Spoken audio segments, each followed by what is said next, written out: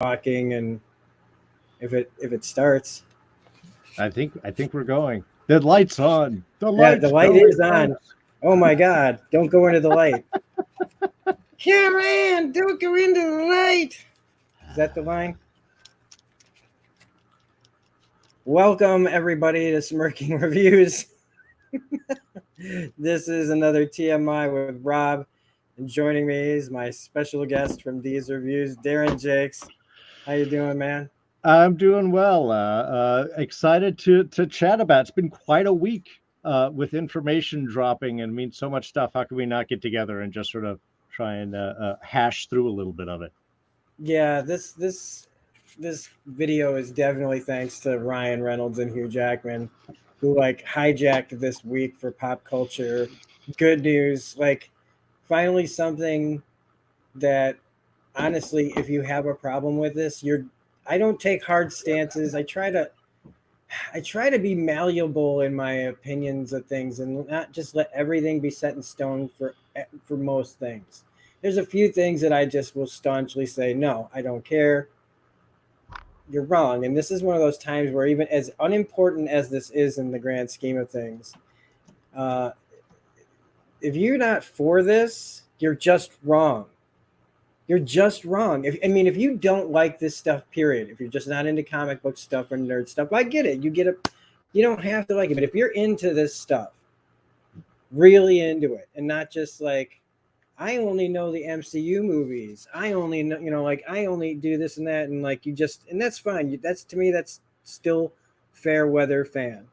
You're great fans, but you haven't encapsulated, you haven't embraced the whole thing because there's so many ways to look at this. And sometimes I actually am envious of the people who are like this because there's less baggage. There's less, there can be less expectation, even though these days, even if you don't know the source material, people just make it up as they feel they have to. And that's fine too. These are fictional characters. They're open to your own interpretation. If you want to think that your character is completely opposite of what the character actually is on paper, that's your right. That's your right.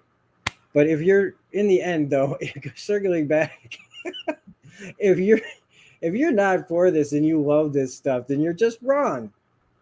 Because this is like to me the bright, shining little nugget that I needed in a really just darkening time, where I finally have something to look forward to, like really look forward to, as far as comic book movies. Because as much as I don't dislike Phase 4 or 5 or whatever we're on,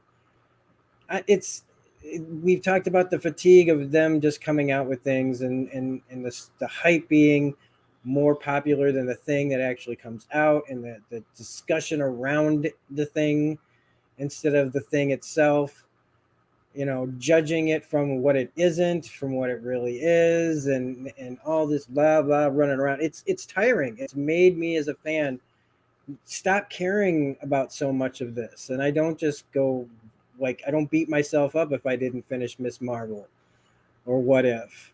I don't beat myself up over it because I know that I stopped watching, not because I think it's fundamentally bad. It's because it just wasn't for me, and I moved on with my life. I didn't make 20 videos about how these shows are ruining our culture or sending bad messages to our kids or whatever bullcrap excuse the one side of things can always go on. But with one little video from Ryan Reynolds, just giving us a simple update of a movie we've known is coming out forever, and you don't expect anything. Just, Ryan being Ryan. He makes funny commercials because he's a genuinely funny person. And even if it went really nowhere, I'd still watch it and go, that's better than about 75% of everything else I just watched on YouTube in like 2 minutes. And then all of a sudden, after just kind of playing with us, Hugh Jackman walks across the screen and changes the entire game in one just walk off. How Completely nonchalant, like they're living together, and even response, "Hey, he, you want to come back and play Wolverine?" Walking up the stairs, sure. I mean, and that was it. It was sure thing, Ryan. Like Ryan Reynolds is a unique creature in the ability to self-market and make it appealing and humble and fun and like the guy you want to hang out with. It's like he and Paul Rudd are a certain just kind of breed of individual. Paul Rudd is always Paul Rudd and likable. Nobody dislikes Paul Rudd. And I don't know, maybe it's a Canadian thing with Ryan Reynolds. I'm not entirely sure, but the guy has just figured out how to communicate directly with fans and totally play with them. And we want nothing more but more of his stuff. I'm sure you saw the follow-up video Yep. to it where they Yeah. go to let everybody know how it fills in, and then they just cover up the audio. They just do great background stuff, and then like, okay, well, there you go, folks, it'll all work out perfect, let's go. Who can get away with it? You just know, watching, like you said, it's going to be Deadpool and Wolverine. It's going to be Ryan Reynolds and Hugh Jackman, and We don't have to worry about who would play it. It's who cares? To me, I said this at the tail end of my our She-Hulk discussion the other night. To me, I'm just going to look at it. It's multiverse. yes. I don't care how it's placed, whatever it is. It's self-contained. If it connects, great. That's going to be some fun surprise. If not, I don't care.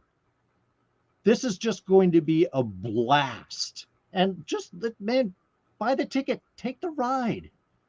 It's gonna be good. So good. It's gonna give you all the goodness of what you could possibly want from these two people. Who this has all been. I mean, you could see this being set up like from so long ago.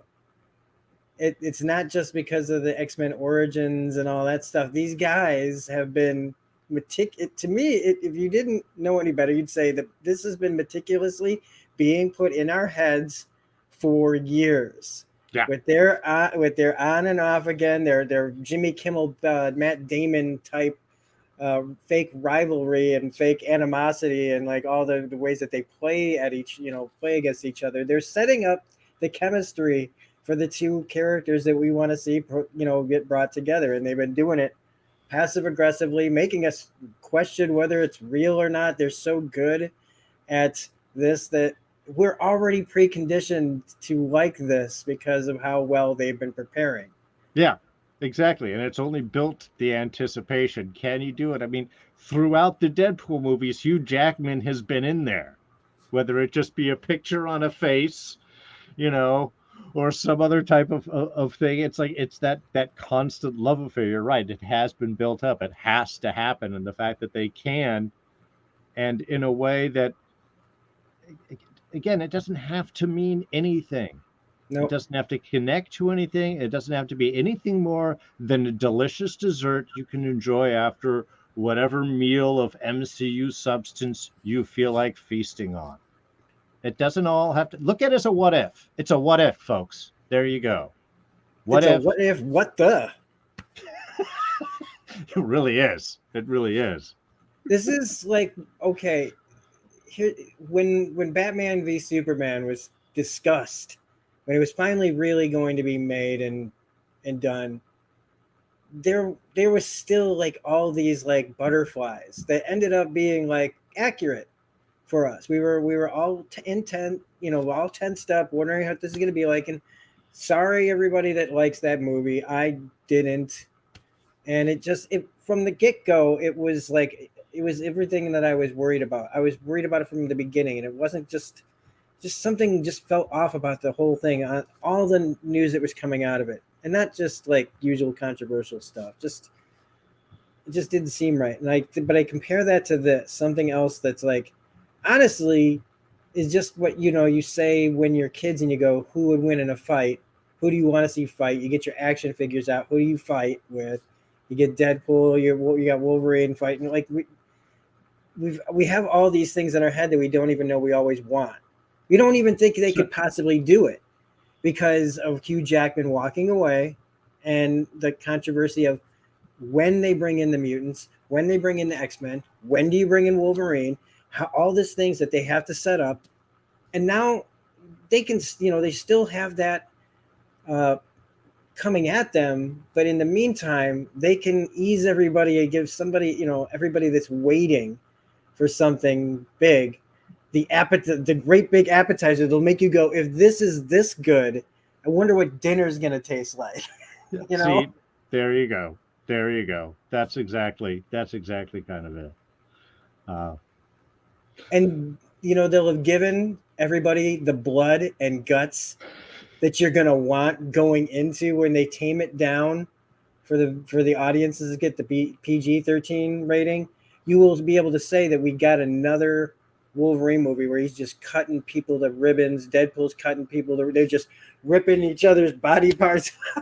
and as I'm saying it out loud, how like silly that all sounds, but when you've seen it on the page and when you've seen how the choreography can be and how these fights can get bigger and bigger and more intense and what the punishment these two characters can give off, not to mention the whole Deadpool's thing that he's had for so long, to just be friends with Wolverine, to be on X-Force, sure. to all that for so many years working together on like one of the best X stories ever, Uncanny X-Force from Rick Remender, where they were teammates. And Deadpool's the heart of that story. They've been all over the place with each other. He even has like, this was the period where they actually made him an X-Man. That they kind of teased at that a little bit in the second Deadpool movie. Yeah. And even just recently, after all these years, Mhm.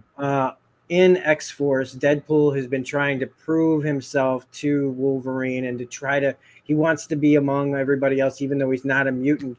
And he puts himself through some of the most awful, things that a guy could do just to like keep proving that he wants to be like buddies with Wolverine. And he always disses him in the end. He always tells him like, it's that thing where just you can't try hard enough. Wolverine just won't ever let you in. And he finally, in this newest arc, like at the very end, Deadpool's getting ready to walk away, and just like the kid, I think, that meets what was it, Mean Joe Green in Mhm.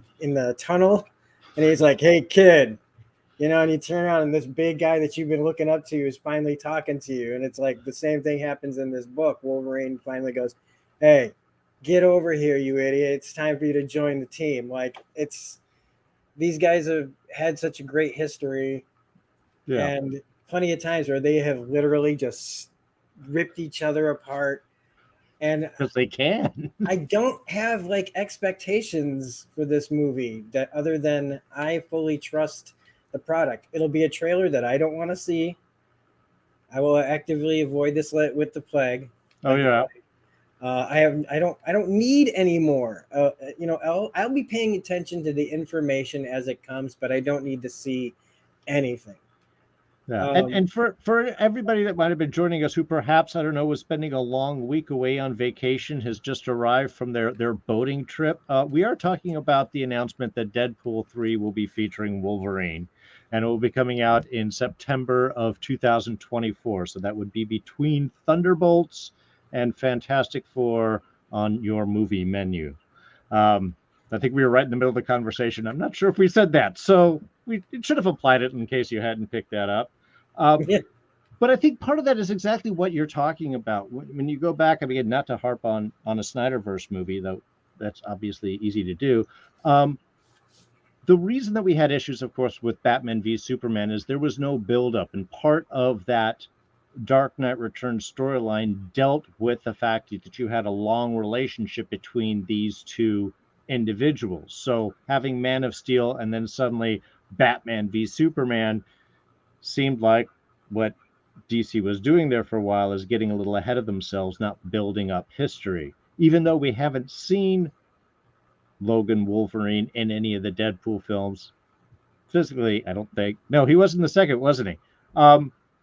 He has been building that relationship. So there's a reason why you can have that expectation, as there is a sort of a backstory. Not only do we have Wolverine in the entire X-Men series, but we've had Deadpool already with this fixation of him. So they've spent time to lay the groundwork where we can be excited, like, oh my God, even if you've never seen a Wolverine a Deadpool comic, any of the X-Forces or anything, if all that you've seen are the movies, you're going to be excited because they've played with the idea for two of those. And the fact that I think was Desiree here mentioned in the chat, you got to be sure that you have Cable in there to add that little a triangle issue between the two of their. What's with the love affair between all of them? I don't know, but it would be a shame not to have James Brolin in this as well. Yeah, I mean, I'm just going to let them do what they're going to do. Sure. I would say if I would ask them for one thing, it'd be don't bring the kid back. Oh yeah. I'm sorry. As many people that really liked that aspect of it, it's not nothing against the actor. I just didn't care about that part of the story. I was really it just kept wanting to take me out of it. As long as they don't do that, but I do think that there's still going to be a bit of a real plot to this. Sure.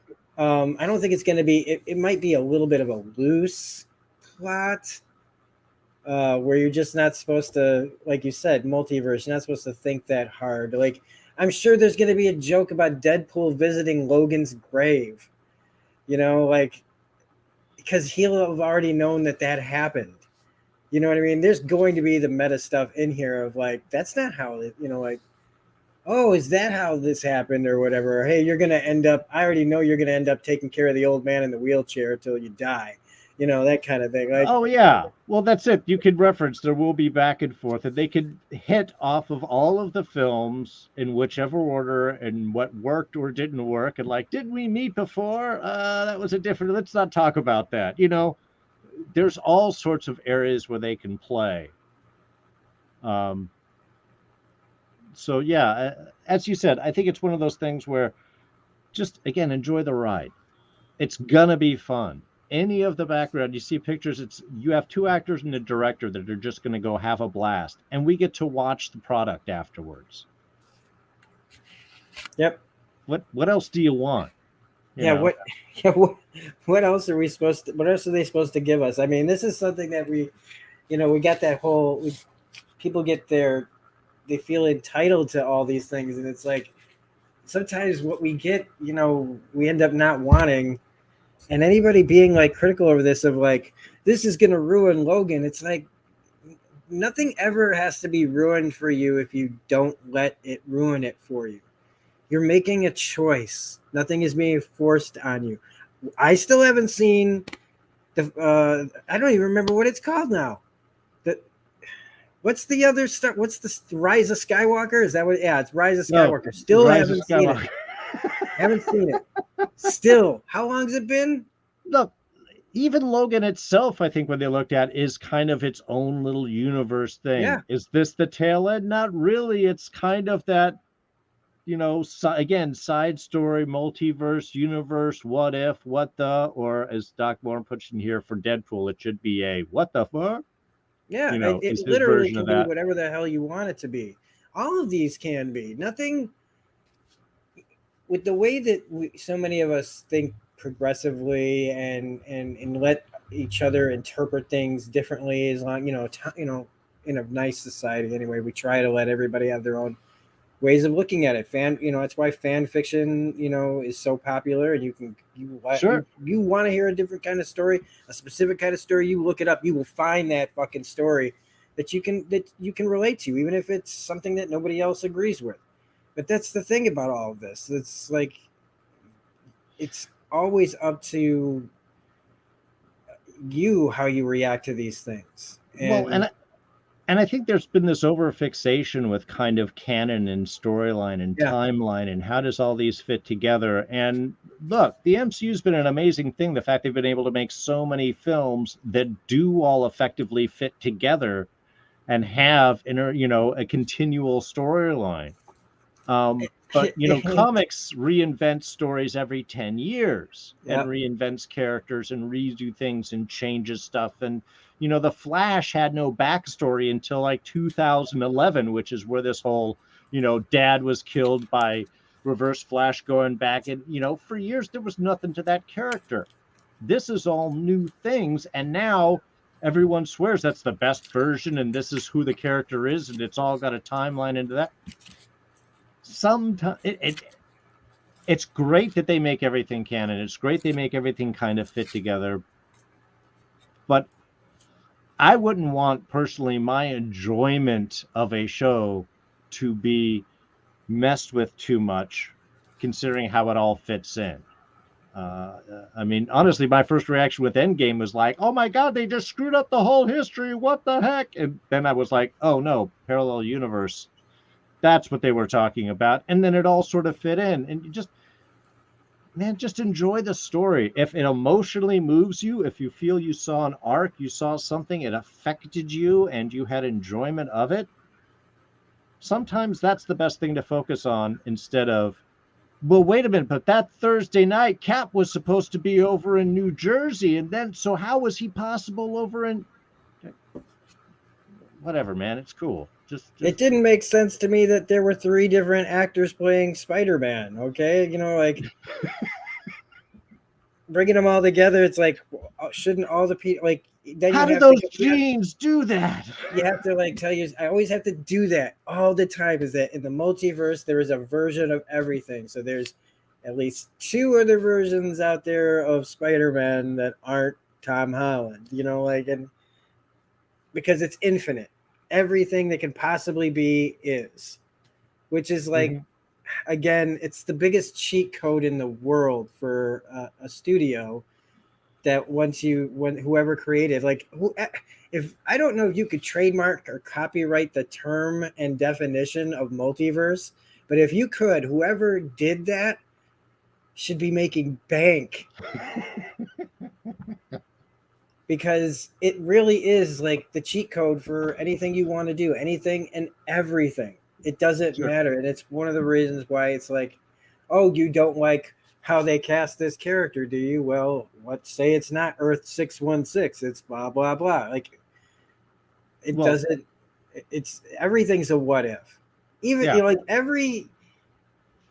anything that's not, like, basically canon when like, if it's like DC versus vampires or freaking that takes place outside of it, but any of the what ifs, like, well, I think DC actually was, can be credited with kind of the introduction of the new into the nerdverse of the multiverse, with all the Elseworlds and all of the multiple Earths and things and versions of Flash that could then meet up. I mean, a lot of their storyline was like, oh, well, this is just a different version of Batman elsewhere. And we're like, great, let's watch that. Oh, a different version of the Flash. Oh, this is the Jim Garrick one. Oh, no, this is the Alan one. This is the, whichever. It's all fine. So, in my opinion, the best Batman stories right now aren't, well, okay, up until Chip Zdarsky took over recently, but like the best Batman stories, I was tired. I was gonna make a video about, this is it, I'm done with Batman. I have read every Batman comic that I ever need to read. In 30-ish years, I've seen every scenario that I could possibly want, and I was just like, nope, I think Bruce Wayne needs to just retire and let his son take over the thing. Because it wasn't just to save money on comics either. It just really was exhausted. And Chip Zdarsky takes over, and then it's off to the races again. But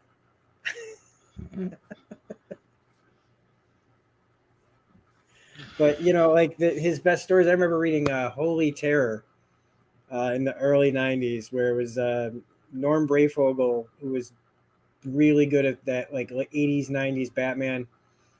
Story of like Gotham City, where it's religion is taken over.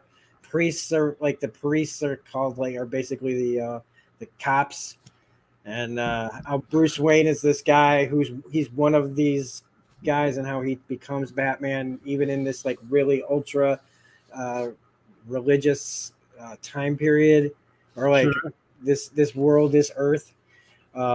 It's really amazing, like all the different interpretations of what happened to the heroes that came to be in this very, very, like, depending on what you think of religion, scary universe. What would they do to Superman if they got their hands on him? Kind of story. Like, Oh yeah, well that's been always kind of the fun things with playing these kind of Elseworlds and things that they did is what is it, Batman by Gotham or Gotham by Gaslight, where you get kind of a steampunk version of Batman, or you have this where you could be we're honestly a giant bat as the foil in a religious society. How perfect would that be? It's like an actual demon coming after you would scare the crap out of most people. So in that way, you're actually using the religion kind of to your advantage. so You know, at this point, I think we've kind of like now we're like we've crossed over from Wolverine and Deadpool to the multiverse to make some points about like why this movie you should just have fun with it. right? Watch them stab and cut each other up and laugh your asses off at the straight man and the comic relief going at each other for a couple of hours. And just whoever shows up, fine, enjoy that. Whatever insanity happens, if there's heart or whatever, whoever returns or doesn't return, they're going to put on one hell of a show for you. And it's going to be the thing that, like, really probably I feel like will sustain me for a good long while they take their time, hopefully, with these X-Men stories that they can put out. It would be, and I think you could probably guarantee that this will be effectively fan service done right. Yeah. Because these are fans that are making it. They just happen to be the actors that do the roles. But yeah, I think all of the stuff like, what do people want to see? Let's find a way to make that happen. Let's find a way to show that. Let's find a way to do that. So I think anything that you have really wanted to see, I'd be pretty sure is probably going to be in this. So yeah, it's going to be great. It's going to be fun. You're going to have a blast. And that's all you need to do. Just, yeah. I would like, Take all my I want money. is maybe another couple of fastball, like an interesting way to do the fastball special in this, maybe. These are just like silly things that even if they're not in there, but I would still like to see Hugh Jackman or both him and Deadpool get a fastball special from like Colossus or something. Those are just little tiny things that you hope to see. Anything that we get is going to be fun and tongue-in-cheek, and every time they've done any of the like satire of their or parodies and stuff within the movies that go really meta, it's always worked. Mm-hmm. Everybody's always bringing their A game and knowing what they're doing and why they're doing it. This is a wink. All the Deadpool in itself is a wink to the camera, to all the fans out there that have been reading comics and people that like the fourth wall breaking and the Ferris Bueller snarkiness and smirkiness of things, and it's already built in and not take seriously. So just relax, everybody out there that's still clenched about this, because you got the best Wolverine and the best Deadpool. They're gonna have a whole bunch of other bests for certain things, and they're gonna throw it in a big old blender, and they're gonna just pour it out, a bunch of bloody, gory fun on top of all of it. And I think that we pretty much drained this topic. I think we covered everything. Yeah, I mean, it's just it made me go, God, I wish I had a Wolverine mask to put on. I'm finally like back up into this. It makes me want to talk. So the next topic that we have is She-Hulk.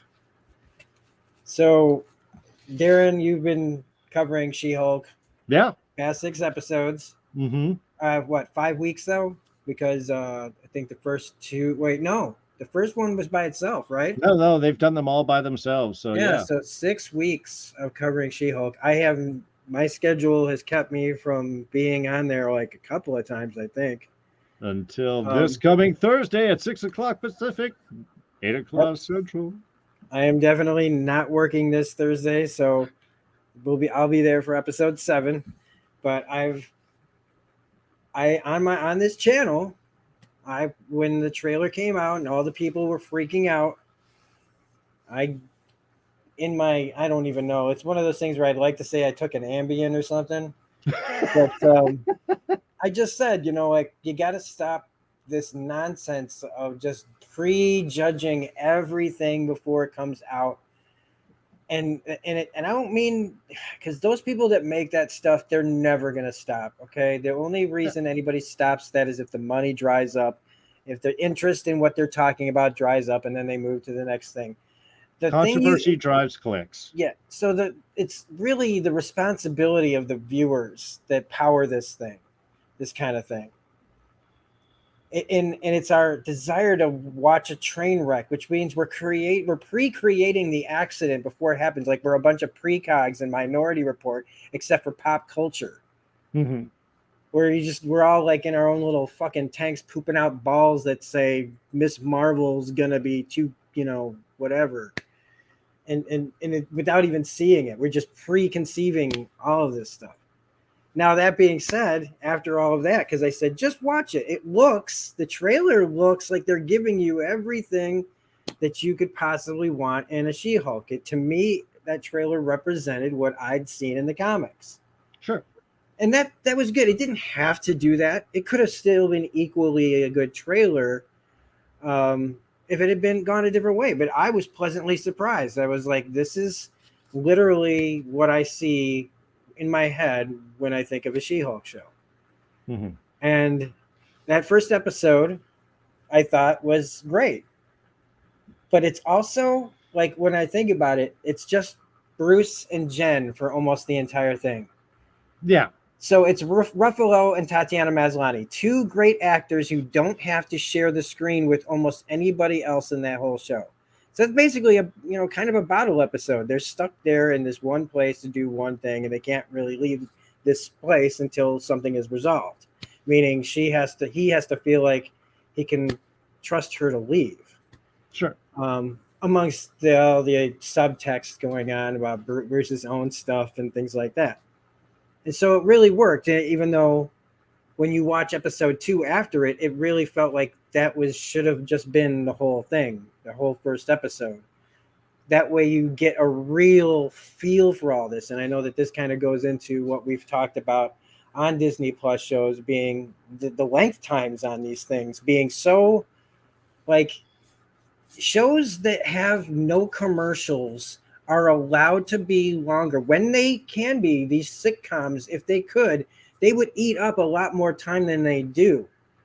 They cut so much out of these things. Even the crap that I don't watch has run times that go long, and they have to chop them up due to ads. If they didn't have to worry about that, you would get those long episodes. And in this, they do it it feels like just to, I don't know. So when you put Tim Roth at the end of that, if you tag that on, it really felt like one solid episode. Yeah. And I might have felt better about episode 2 if episode 2 was actually the one after that, where it was oh gosh, is that the Megan the Stallion one? Episode 3? Yes. Okay. That was the one with the shapeshifter. Because I'm getting out all the things I would have said kind of on your show. No, that's good. So I don't want to cut you off. So but I've seen your videos. You can tell everybody what you thought about the first couple, or if you wanted me to just finish my diatribe. No. All I was going to mention on is I think that is one of the issues I found with some of the Disney shows, and not just with She-Hulk, but even later on when we talk a little bit about Andor and things like that, is the nice thing about streaming is the episode could be as long as it needed to be. If it was an hour, great. That's what we all expected. If it was 45 minutes and that's all they needed to tell that story, great. If it was an hour and 10 minutes, that's great. And I know this is supposed to be a half-hour comedy, but it does feel sometimes like we're getting as little. They're getting. I don't want to say that Disney is necessarily getting cheap, but I definitely feel like they're trying to bite-size the pieces out to us, as opposed to giving us some good, solid meals to eat on. I mean, if Andor is going to end up being 13 episodes or whatever, but they're all a half hour each, just give me 8-hour-long episodes or 6-7 hour-long episodes, and then I'll be fine. I'd prefer that. Which is not. This is not a segue, but it's kind of like just bringing this up quickly about like with the announcement of cutting Armor Wars back from a series to a movie. because then what people have discussed is there's not enough material for a show. Just make a movie with better production. You can put some of that money that you're going to save not doing the series and telling a more tight, concise story. And I think that like if this had been a movie tightened up to show the like world of She-Hulk is living in, and have like one big court case that you could go nuts over, and then set up the popularity off of that movie into maybe doing a series or a limited run afterwards to see what you've got. Test different things out, because there's no rules to streaming services. And like if you look at what a lot of them are doing, it feels like they're all just trying to see what sticks. Different ideas, different formats. The binge element is starting to change a little bit, even over at Netflix, where they're starting to see that, we might have to think long term of keeping people, and let's blah, blah, blah. But going back to like why this is important, talking about She-Hulk, I mean, for me, there's like, this is a show. I want to talk about episode 3 first. I want to talk about all of it real quick first. Like, so episode 3, I was with you guys. I literally thought Megan Thee Stallion was a joke. I didn't know what that was, but it felt made up. It felt like it was like if a robot wrote the episode. That's what I was like. And then Megan Thee Stallion comes in and they twerk. It felt like something that would be spit out by an AI writing a script they'd throw a bunch of stuff in here. And it's like, I did not know that was a real person. And no disrespect to whatever she does, because hopefully it's more than what she did in the episode. It's music. That was the one. That was the one that I was in your chat saying this was like one of the worst episodes of television I've ever seen in my life. And episode 4 and 5, basically different levels of that. Like, I was so disgusted with.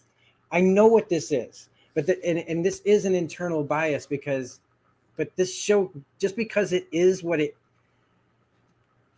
trying for a certain tone, a certain like tip of the hat to other things that have come before it, like that are this situational, but also like an Ally McBeal kind of thing. So it's Ally McBeal meets a sitcom, meets what I don't know what it's really trying to be, because in the end, and I really thought about this after episode 6, because episode 6, there's a big, huge difference to me. And that is, they went outside of the staff writers and the showrunners, and they bring in a professional comic book writer, Zeb Wells, to write episode 6. Zeb Wells is right now currently writing The Amazing Spider-Man, like one of the most important books in comics for the past 40 years.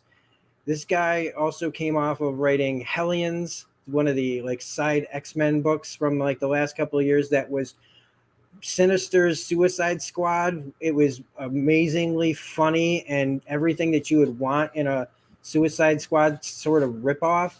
Mm-hmm. It was so amazingly done because it was a guy who knew the characters.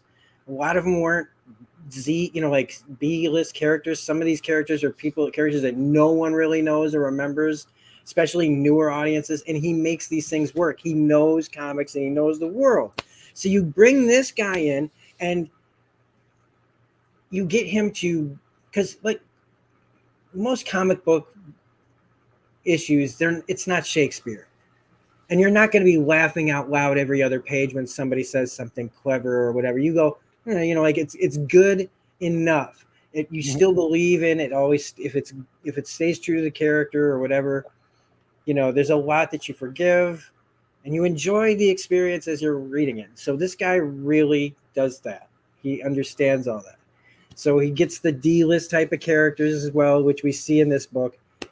And And I know he's not here to defend himself, but like when Mark said on your channel where he said that this was so contrived, the first thing I thought though was like, isn't this exactly though what this show has been doing the entire time? It's all contrived. Every single episode outside of the pilot, and there's elements to that are all still following this very cliche contrived thing. So it's totally tracks that episode 6 would end up in a retreat with Tim Roth and some D-list comic book characters that are working on their stuff, because one of the main elements of this show is Jen's issue with identity. She's working on her stuff. Of course, she's got to end in the retreat. And who likes She-Hulk. And she needed to have that moment. And what we needed in this episode was for her to get the fuck away from all those assholes in LA. Every single one of these characters are characters that I would cross the street to avoid. They are living in another show that I would never, ever watch. That is personal taste. Sure. I absolutely understand that if you've been rolling down, that kind of, that's what you get, that's what you like. Great. I'm glad for you. But it's like that part of the show was designed to repel me to my core.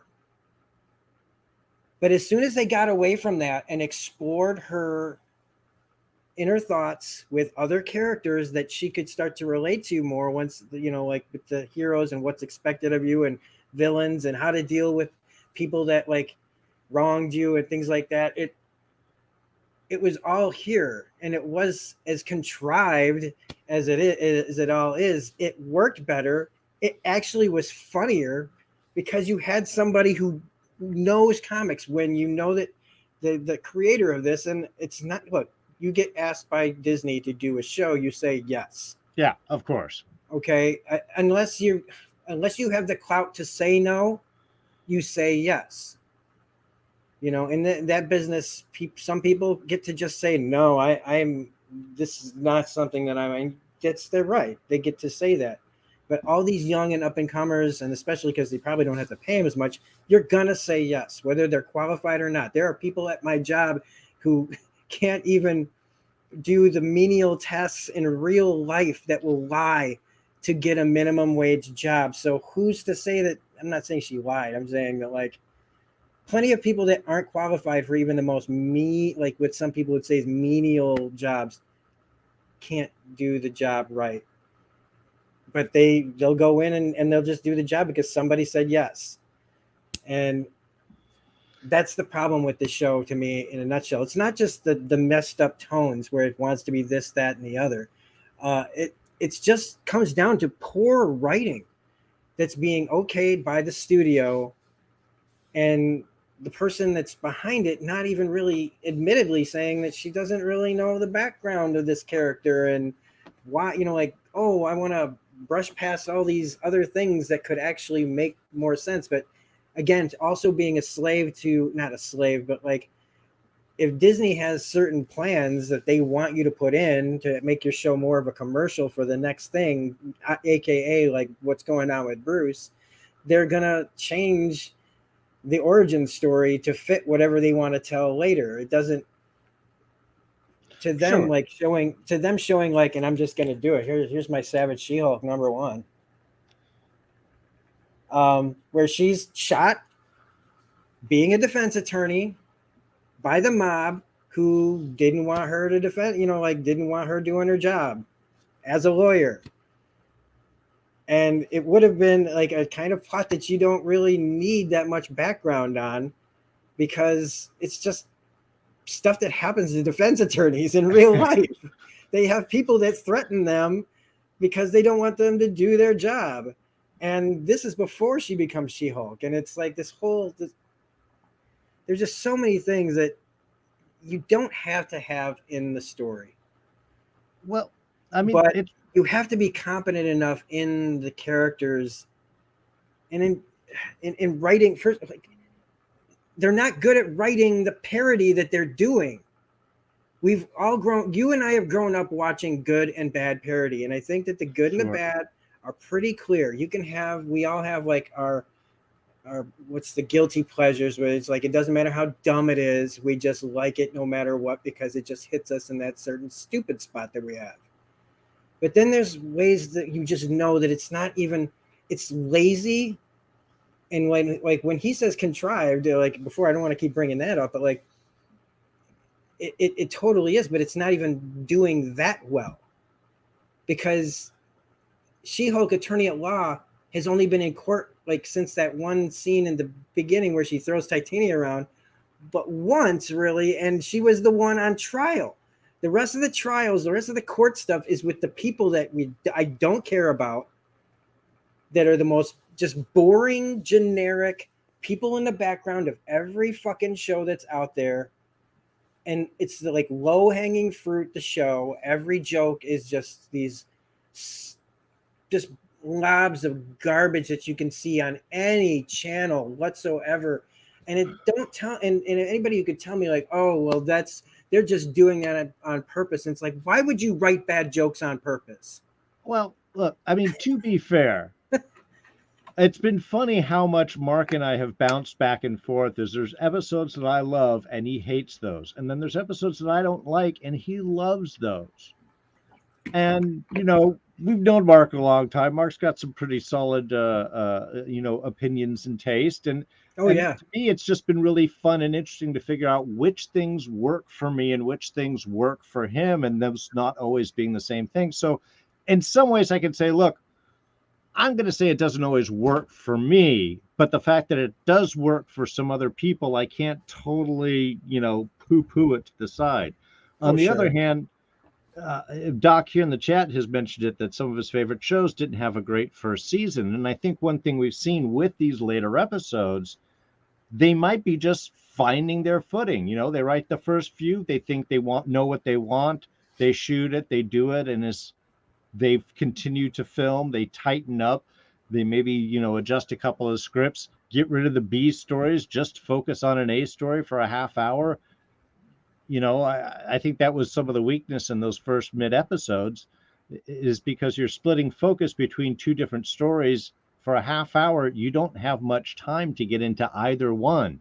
So it's just goofy scene, ridiculous scene, move on.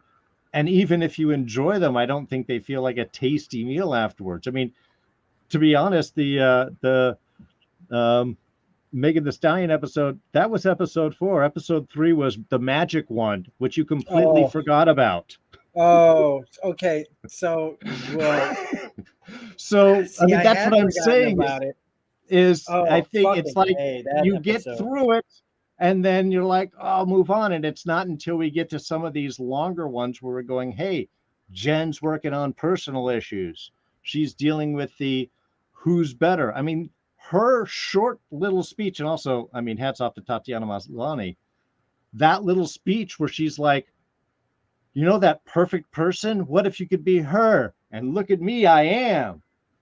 But is that really me? Am I cheating? I mean, that whole kind of identity crisis, God, that like 3 minutes right there was the best part of the whole episode. I mean, I would have watched anything around that because that was so meaty and so good. And I think that's what kind of we want to see more. And yeah, well, it does go to the tone. Like I said, it wasn't just tone, but tone is a big problem on this, because it's the serious show. It's like Thor: Love and Thunder. It's like a bunch of scenes that, like, if you watch them by themselves, you might enjoy them. You watch the serious Tatiana Maslany stuff having identity crisis, you go, oh, I really like this.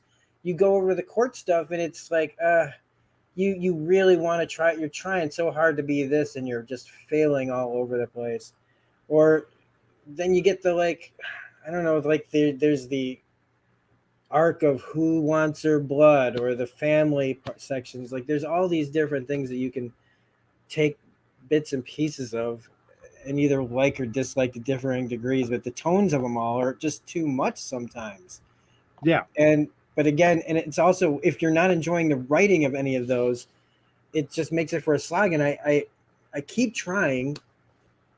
Like I said, I was really excited for episode 6, but here I go going, I know that I have a feeling it's just going to go right back to the way it was, and it makes me then think a little bit more about like Book of Boba Fett that had the same problem of like shifting around and tones and whole taking you in places that it's like, why did we even do that in this show? Like again, the Mandalorian effect, where it was like, wow, this is the Book of Boba Fett's the best Mandalorian show, ever. Like, or no, the Book of Boba Fett's one of the best Mandalorian episodes. Yeah. Where we just don't even know what's going on. Come on. It got bored of its own story and it left to tell another one for 2 episodes. Okay, come on, let's be honest. And I keep waiting for like what we say, like the Harvey Birdman stuff, like the Harvey Birdman moments, because it's not happening here. And we forgot, or I forgot episode 3. Also, the retreat is episode 7, not episode 6. So yeah, is it folks, really? Is that how far we are? Oh my god! Yeah, there's only 2 episodes left, 8 and 9. My gosh. So Matt Murdock's got to show up soon. Oh yeah, and it'll be like a tease too, right? It'll be the last thing, him just showing up with the picture from the series of him in the dark or whatever, just kind of turning and looking at her, saying a couple of words. We got work to do, Jen. I don't know. Just gonna wink and disappear. To go back to that episode though, the one with the bad magician that ran off from with the sling ring. Not since that infamous episode of Agents of S.H.I.E.L.D. season 6? Yeah. I think it's season 6. I can't remember if it's season 7, where Deke runs off with a bunch of the S.H.I.E.L.D. Stuff that he stole to create his company. Yeah, that's season 6. Yeah. And there's a character in that episode that I was less than happy with. And I can't remember for the life of me. It's some granola sounding name, like somebody that's, their name's like a feeling or something like that. And please, if you remember it, if you really want to torture me, put it in the freaking comment section, because I've been able to wipe that out of my brain. Are you talking about the Boba girl?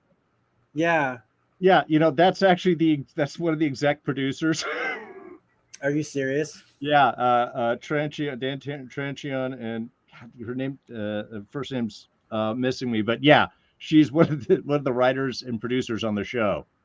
And I completely agree. Her character annoyed the hell out of me, and I got to give it to her only in the fact that she had to have known that she was supposed to be the most annoying person on screen, and she pulled that off beautifully. It just made me never want to watch that episode. Like, she was so good at being terrible that I can't, she succeeded so much that I can't watch it. And that's what I felt like watching that magician one, because this is all personal taste, folks.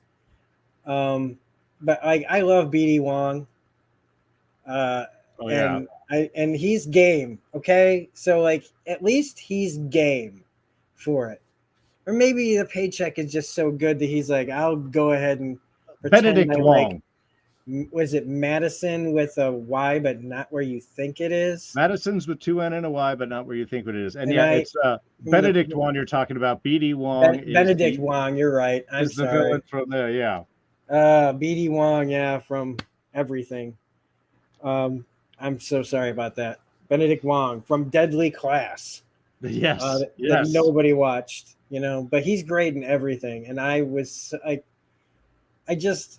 again, this show is, and I haven't brought this up yet, and it's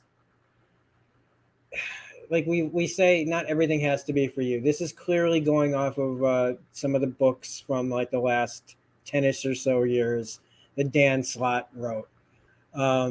Even though it takes the fourth wall breaking from John Byrne's sensational She-Hulk, where that first came up. But this seems to be more like that tone from Dan Slott's one. And if you like Dan Slott's type of stories, which I don't mostly, well, that explained a lot for me once I did a little bit more research into it. But again, She-Hulk is doing all the work.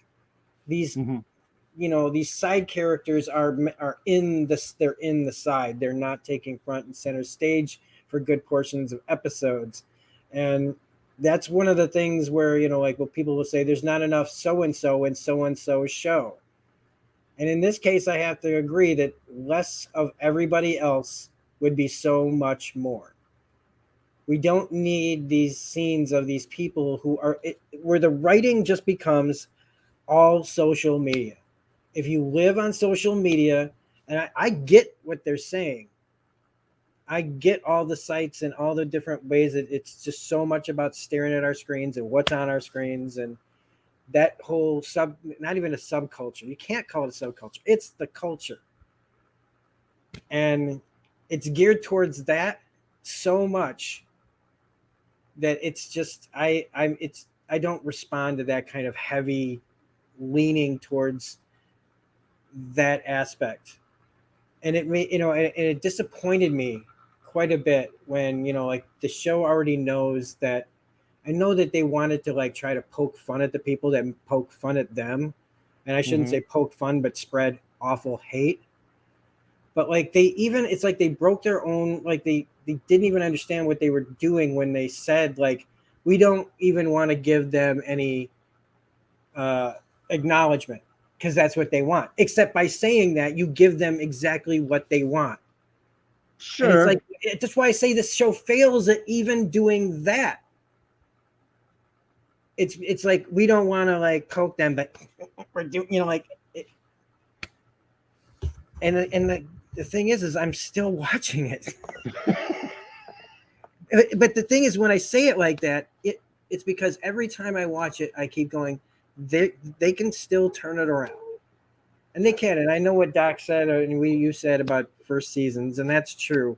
But those seasons, though, when you look back at them, like even as like the first season of The Office or Parks and Rec or whatever, as examples for like half-hour sitcoms that you might not have liked the first time around, I when I start like rewatching those shows, I don't start with the second season and then go back and rewatch the first one just so I can go, oh, it's funnier now because I get the context. Now that I've watched those, I start from the beginnings.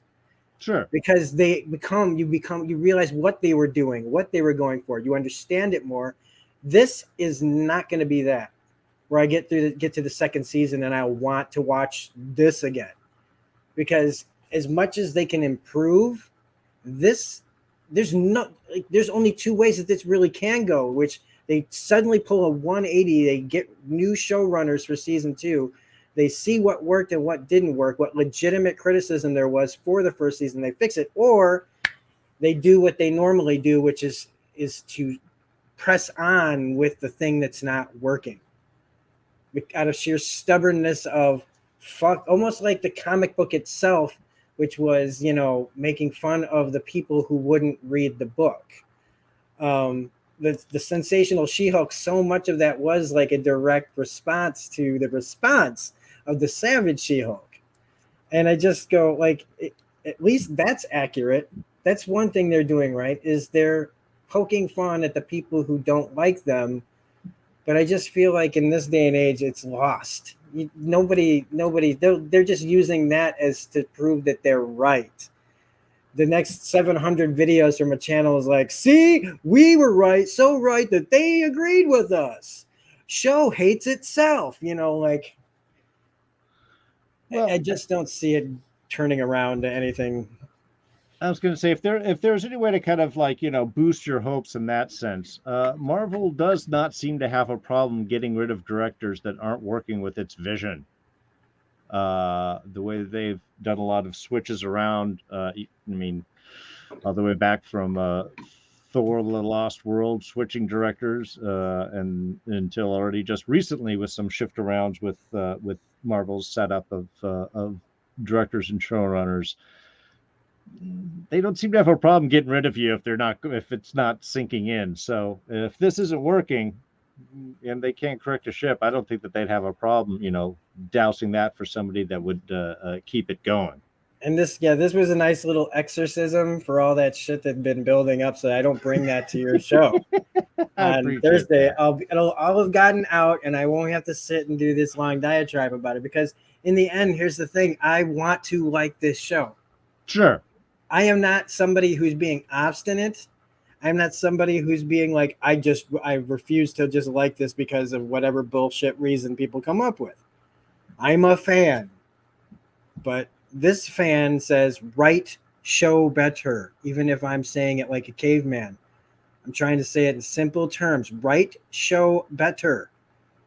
This, just because you're making a sitcom parody Ally McBeal type of show doesn't mean you have to go for the lowest hanging fruit ever. You can actually stand out.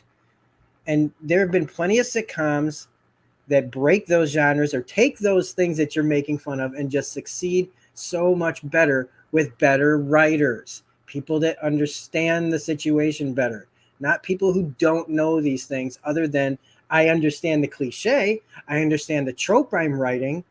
I've seen every episode of such and such show and such and such show and such show, so that I have all those beats down. But if you don't know the characters living in your world, how are you going to succeed? You know what I mean? Sure. Write what you know. Okay. If this is what that person knows, then they should go back to writing just that and finding vapid characters like that. But again, like I said, they were hired. They're going to say yes, until the money runs out, the show runs out. They'll find another job because they've proven in this that they can write that kind of stuff. Sure. So they'll be on Fox on Thursday night, 8:30, doing some like meta show about a failed superhero show that they did. And it'll last 5 episodes and only air 3. Just wanted to throw up there, Marissa Tankarian was the one who played the Boba girl in season 6. Got to give her props. Co-creator, co-showrunner, and executive producer on Agents of S.H.I.E.L.D. So, hey, she enjoyed herself, didn't she? I was going to say, the moment I saw that, I was like, okay, well then she knew what they wanted and she delivered, because I hated that character. Bravo. And I do want to say, though, Tatiana Maslany is, there's potential still for her. She's trying to do the best she can with what she's got. Tim Roth, I mean, it's Tim Roth. I don't care if it's not going the way I want it to. He's just watchable. He is so watchable. I should get back, like I've been shitting on this, but I mean, I really liked episode 6. I kind of got away from that to talk about everything else, but it's like Zeb Wells really wrote a good episode, as contrived as it was. It was fun watching her just be with a bunch of people talking out superhero stuff that's actually pretty, relatable. The passive, like the two guys that the Man Bull and the Aguilar or whatever guy that's and literally Aguilar. Yes. Yeah, these two guys that have a codependent relationship with each other, and just the guy who's living in his suit because it's safe there, like all these things, or the guy that she has to sit with that realizes, why was I messing around with magical crowbars, and that all worked because we can see that. I could see that in a comic. That whole episode, I could see it in a comic book form. How the montage worked at the beginning, how the stinger worked at the end with what we all knew was going on from the beginning of this. As soon as he ghosted her, they tried really hard to like hide this, but they couldn't. But it didn't change the fact that I liked all that. And then we've seen those kind of scenes of self-help before, movies like Wreck-It Ralph and things like that. So it's not new to be, having these little things. And it was just nice. And again, like I said, if they can do more stories like this, where try to stay away from the LA offices. I don't know. Like, again, nothing against any of those actors, but I feel like I've kind of drained this topic too, and I want to get to some of the things you were talking about before we go on to other stuff. No, I just wanted to say fuck Josh. That was it. That was the only thing. Oh, who's Josh? He's the guy he's the guy in She-Hulk who was taking pictures. Oh, they're all yeah. All all right. Anyway, so I wanted to talk about the Thunderbolt Ross stuff that you brought up, because I hadn't thought about this until, like, I didn't know this was news, and I looked at it and it feels like one of those fake stories out there. Because these days when I'm on YouTube, if I don't know a channel already, I really don't know if I want to click on anything, because you just never know if your video is about to start with some diatribe about anything but the show, about some of the politics of the show or whatever garbage. So you never know. So when I see it that Harrison Ford is supposed to be playing Thunderbolt Ross, I should have been more excited. I It's so out of nowhere that I still don't know how to really process it. Well, because the reality is you want Sam Elliott to But I come back to do. play. But and now my brain is trying to go in on itself of why Harrison Ford. Why would it just feels like Harrison doesn't want anything to do with anything that would require him to do more than one thing and then be done with it. You know? Sure. And I feel like Thunderbolt Ross is a guy that you need around for several different projects, being the kind of character that he is and all the ways that he gets into different things. And like, I also think about Harrison Ford being like, what is he, 78, 80? 80 years old. Yeah. 80? Yeah. 80. How old is Sam Elliott? I don't know. I'd have to look that up. But the thing is like, as I'm saying all this, it's not a bad choice. You're definitely going high quality. I mean, yeah, look, growing up when I did with Star Wars and Raiders of the Lost Ark and all that, Harrison Ford was the man. So yeah, I'm almost always backing up like, yeah, I will see Harrison do anything, and yeah, this could be a fun meaty role. But like you said, could he really physically do the role and for a longevity that would be worth it? I mean, if you have an elder actor and they pass away, do you want to hire an even older actor to replace them? And I can't I'm believe not we're being talking about ageist here. this. No, I'm you know being what honest. I mean, though. But this is the reality. I love Samuel Jackson, and I think in Captain Marvel they did an amazing job of de-aging him. He looked great until he had to move, and then he was like 80-year-old guy moving, and it's just how it is. It's just the reality of it. So it's I mean, I'm split now. Normally I avoid any film news that's by movieslamnet.com or something like that. Yeah. But this did pop all over. This was up for a while on the Twitter feeds and such. So it's just a rumor. We know how Marvel rumors go. But I did think it was kind of an interesting idea. It's like, wow, if he wanted to come in, if they are still planning on doing a Red Hulk thing and stuff like that, that would be interesting. I mean, again, he's an amazing actor, but if the deal is that he'd be spending more time as Red Hulk, where he wouldn't have to actually be there for those parts, like if they don't mocap it, which I assume they wouldn't do to Harrison for it, like if they decided to go that route, like he would only have to be himself for certain scenes. Sure. So they'd be like, you just get him to do the voice, which is what I've been saying they should have been doing with Harrison Ford and the rest of the cast of Star Wars for fucking 20 years. They should have been making animated movies for these actors that are getting up there, man. Get them in the booth, get them to record some shit so that we can like tell some of the old stories, of course, but Disney wouldn't do that anyway, because then they'd have to pay the rights to somebody. Oh, Doc Desiree, sorry. I think you guys got the win. I kind of have to agree with that.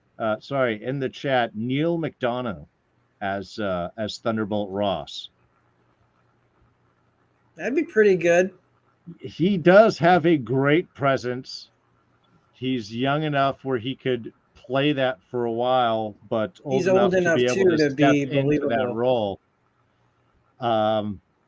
He has to be old enough to be Betty's father. Right. If we go that route eventually with Betty or whatever, which I don't know why they would, but they brought back, they literally brought back Natalie Portman for Thor after never thinking she'd be back. You can get, I suppose you could get Liv. Is it Liv Tyler that was in Incredible Hulk? Yeah. Yeah, you could probably So get Liv Tyler to come back, or dare I say Jennifer Connelly? No, that's well, dreaming. That's that's too right. much. McDonough was already Dum Dum Dugan, so he technically is already in the MCU in that. So that's true. And also, I don't think he would be a big enough of a name to pull people in. You know, the guy who was Dum Dum Dugan is now Thunderbolt Ross. I don't think that would be the Well, sell they'd going for. the Harrison other one would Ford. be the guy from Avatar. What's his name? Who's was in the Don't Breathe movies, and I can't believe I can't remember the guy's name. Sure. Yeah, I can't remember his name. I know who he is, and yeah, he would be great, but again, not a big He's enough pushing name. And I think they're bringing him back for the Avatar sequels or something. Maybe it's his dead brother or twin or a clone hologram or something. some crap, or Yeah. somebody made like a suit. Somehow the company made a suit, an Avatar suit, just in case for the guy. He's like, just when you thought I was dead, I got transferred into the body of my. And I'm looking at he's young, and he's a younger version, so I'm tougher. I got the experience of a war. Oh my god, I'm like making stuff up that's probably real. He actually died near the Life Tree plant, and it was him that kicked out Sigourney Weaver's soul so he could take over that body. That was his. I don't know. If he wasn't already so beat up, and I mean this with respect because he can't help this, but if he hadn't had the bad health turn, I would say Val Kilmer. Well, yeah, I mean, sure. He's got the intensity. He's just the right age, I think, still to make some good movies, except with everything that happened, unfortunately.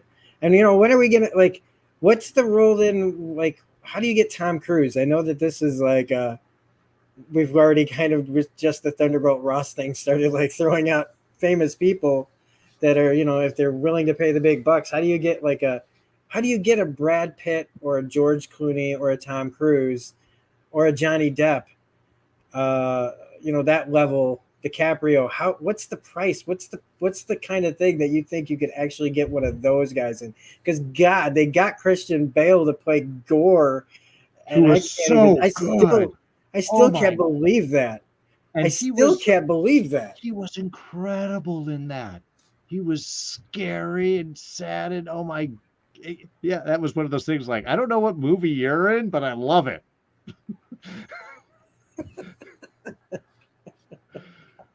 And somebody else, they say Carl Urban.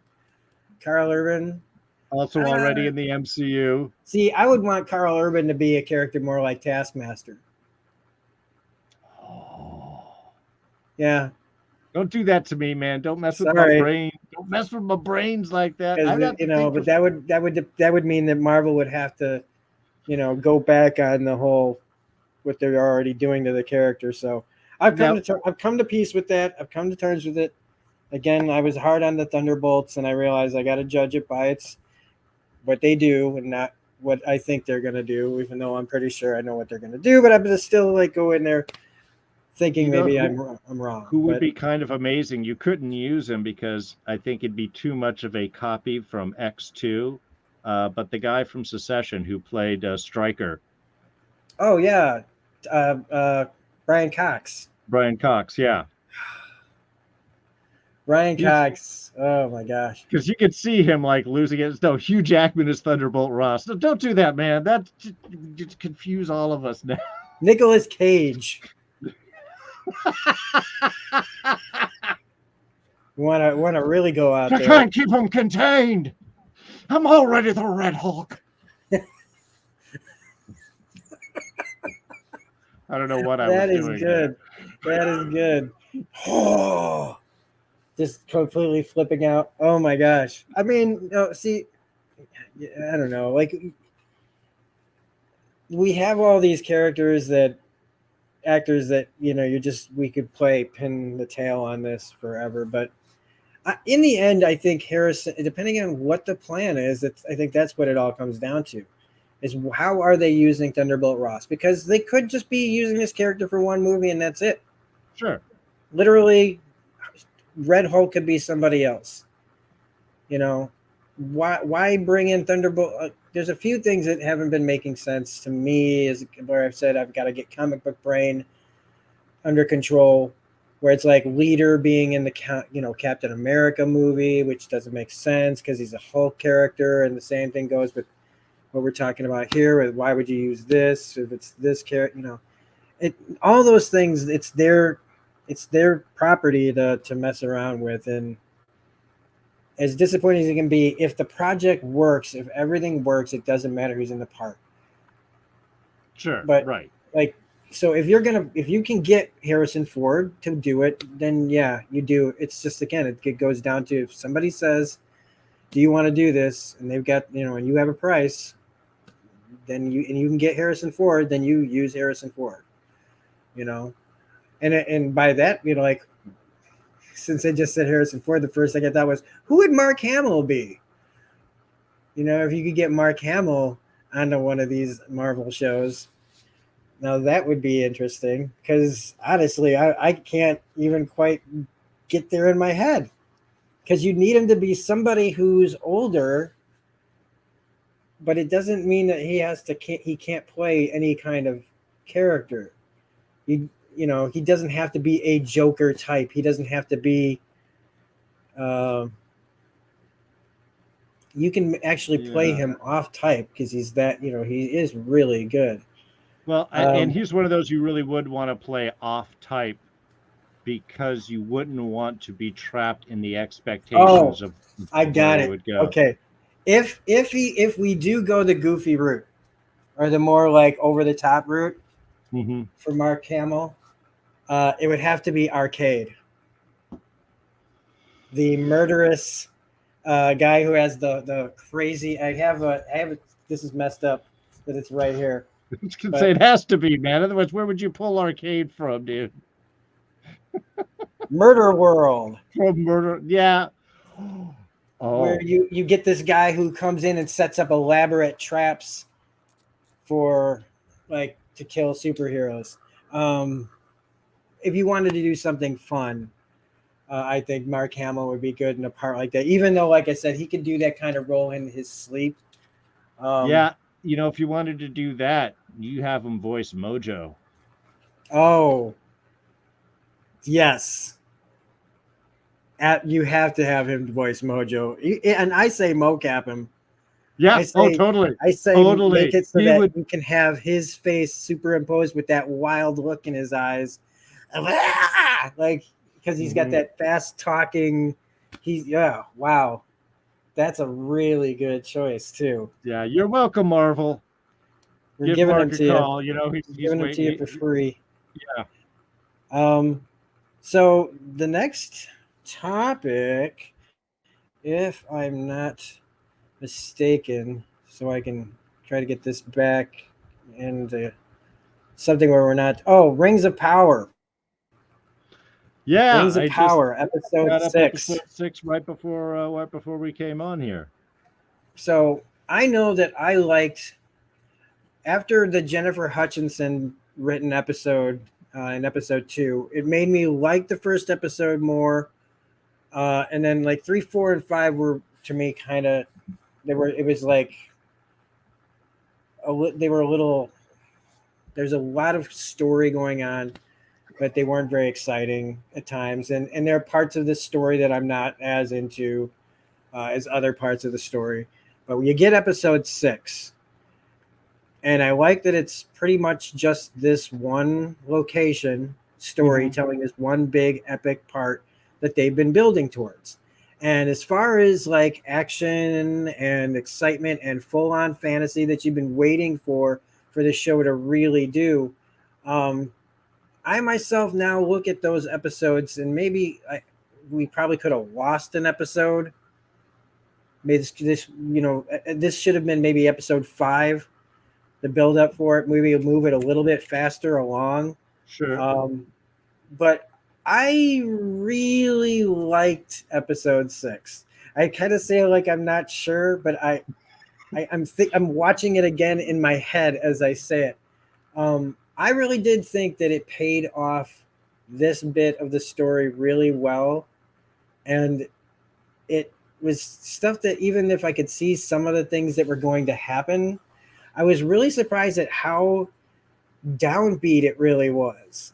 Like one thing after another, it just kept getting worse, but in the best possible way. Where I was like, "Wow!" Like these people start off thinking that they've done this amazing thing, and then when the twist is thrown at them that they've been fighting their own people, and that the rest of the army is now still coming, and we get the birth of Mount Doom, which I had predicted was going to happen. Like That this was was all very going to be cool. Mordor, and I, as much as I was thinking that that was where it was going, I wasn't 100%.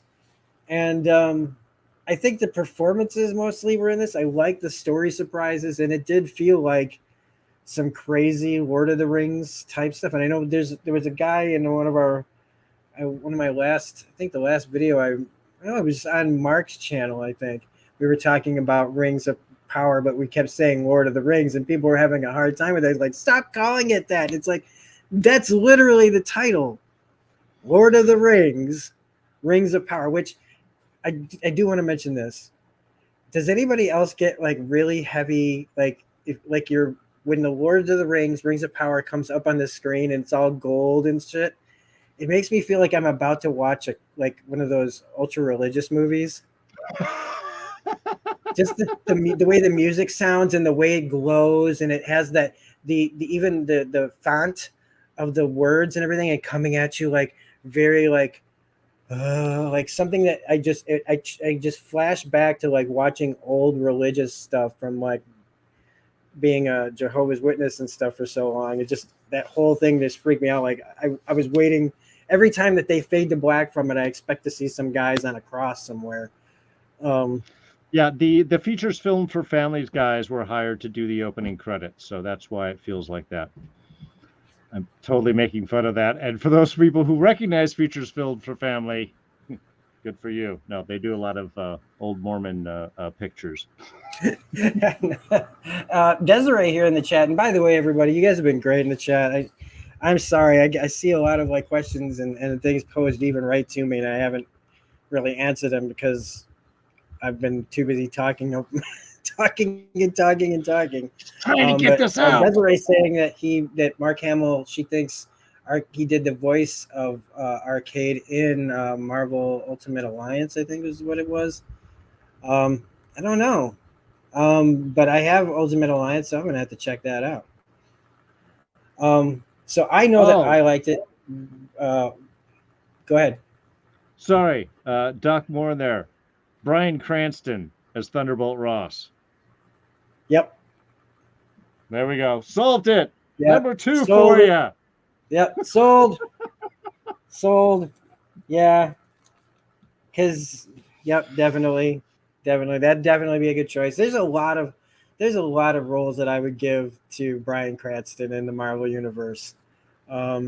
If the right name came up. I can't always, as much as I have all this knowledge in my head, sometimes it's hard to like pinpoint exactly where I would want somebody to be. I mean, I don't want him to do like something. I wouldn't want him to do something like Kelsey Grammer had to do, where he was great as Beast. But I keep thinking it's Frasier in Blue Fur.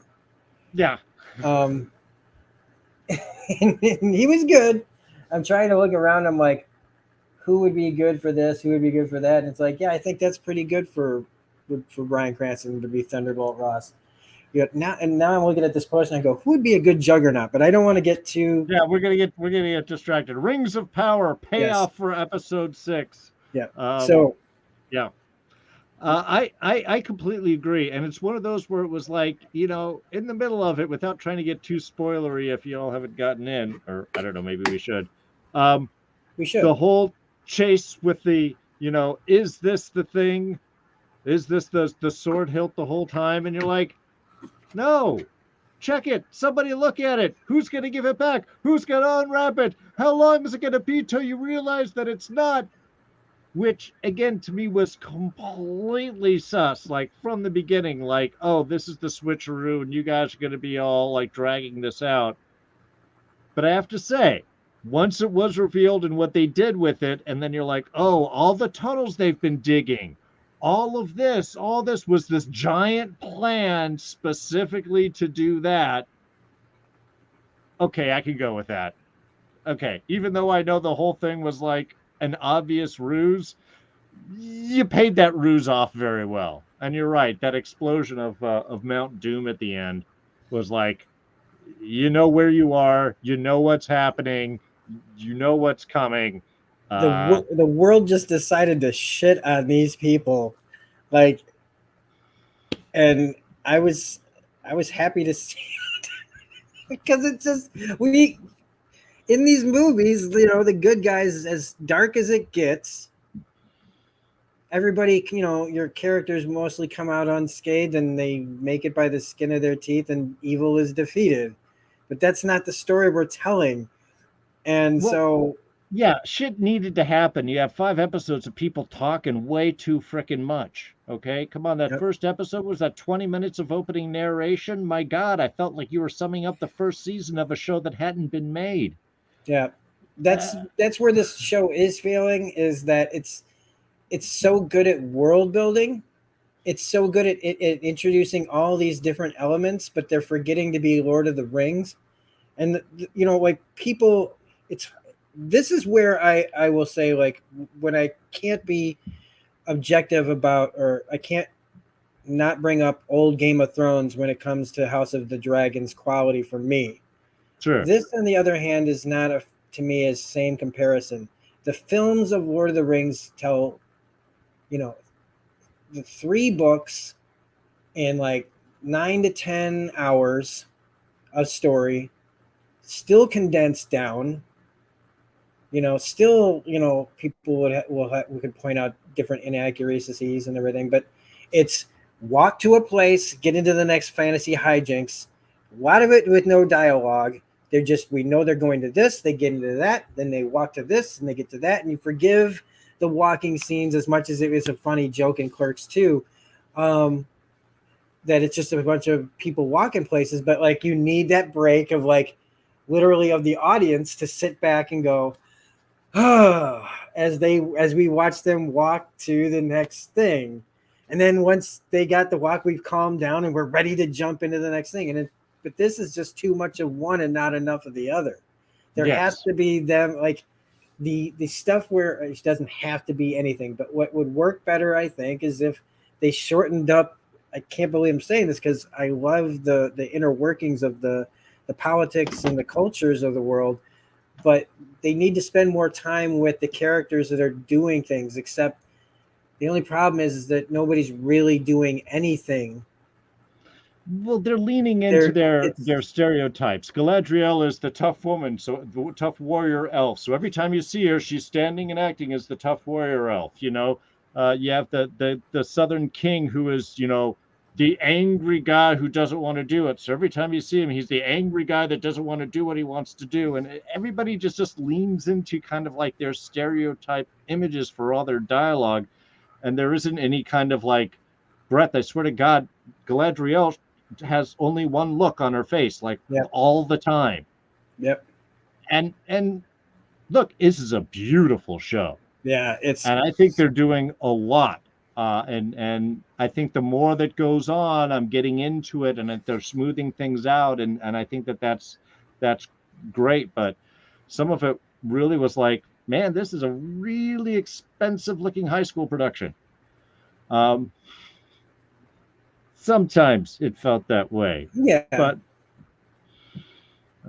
but yeah, I think now that stuff is like starting to happen, it's like, okay, get it all messed up. I mean, the that's why it was so great to see them running on horses. Is no more sitting around in no city. They should have gotten on the boat in episode 4.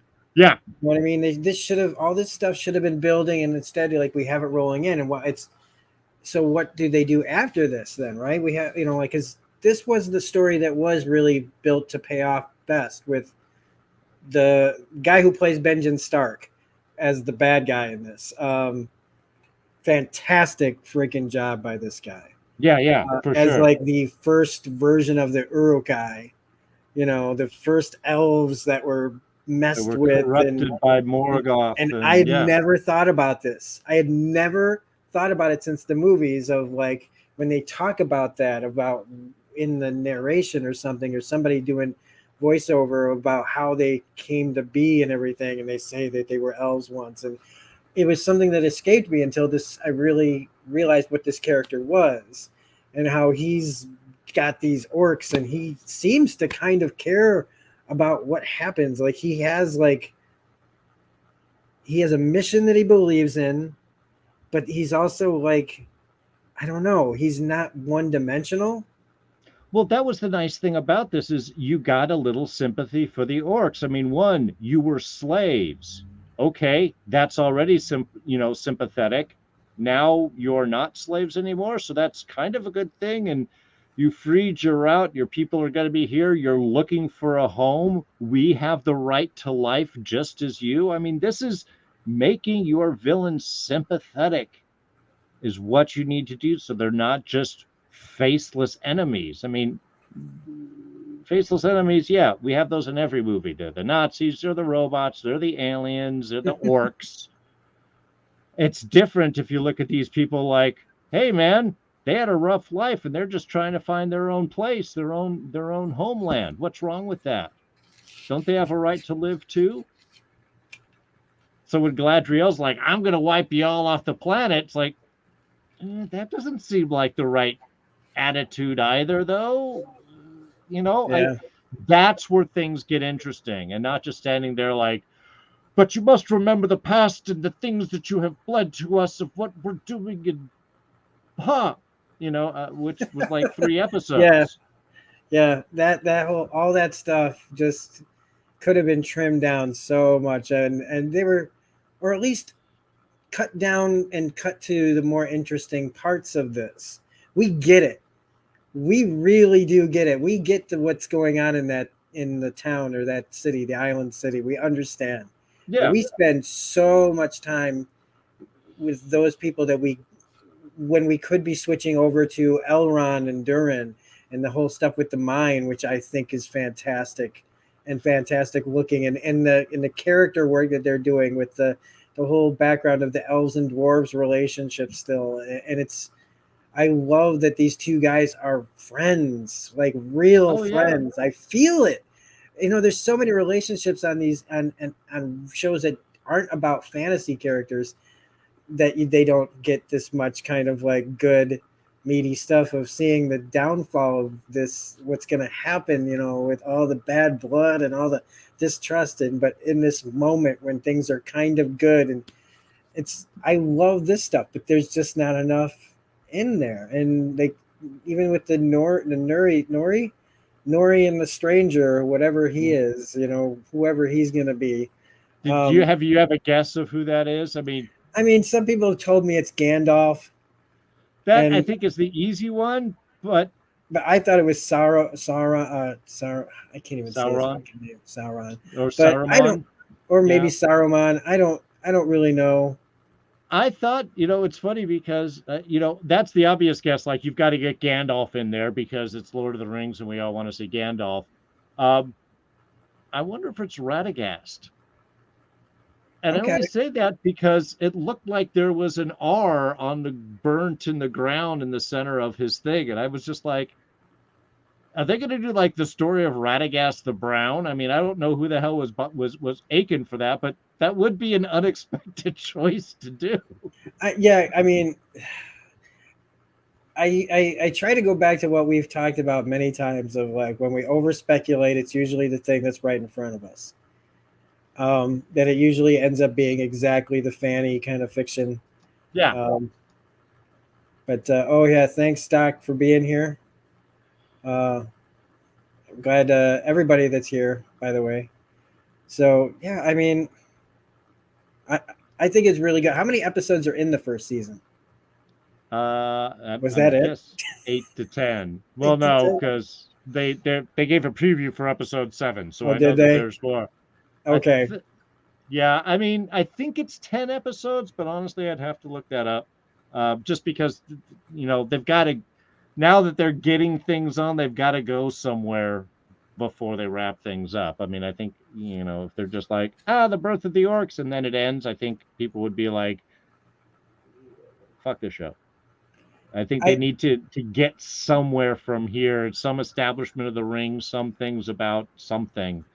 I Uh, I also want to say how good this episode, like the action sequence, the taking down of the tower, the models that they used, mhm. all the real simple stuff that even in really good 4K, as long as you're not looking that close, looks really good. It's nice to see them using practical models without having to make these whole things. Going with, it takes it back to a time when this was the effective option, and that they know where to put their production in, and they know how to make it good enough so that it looks real enough. And again, it's fantasy world. It's one of these things that I always just get so like irritated when people go, well, this isn't very realistic. And I'm so tired of realistic. I want batshit fucking crazy.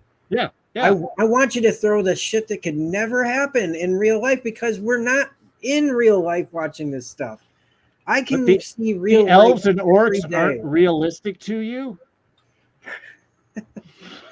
Bringing everything into like modern world storylines is just we got to take a break on this, man. We got to let shows tell the stories they want, that don't have to do with anything other than what we used to go to the movies and it used to be fun, and I didn't always have to fucking learn something.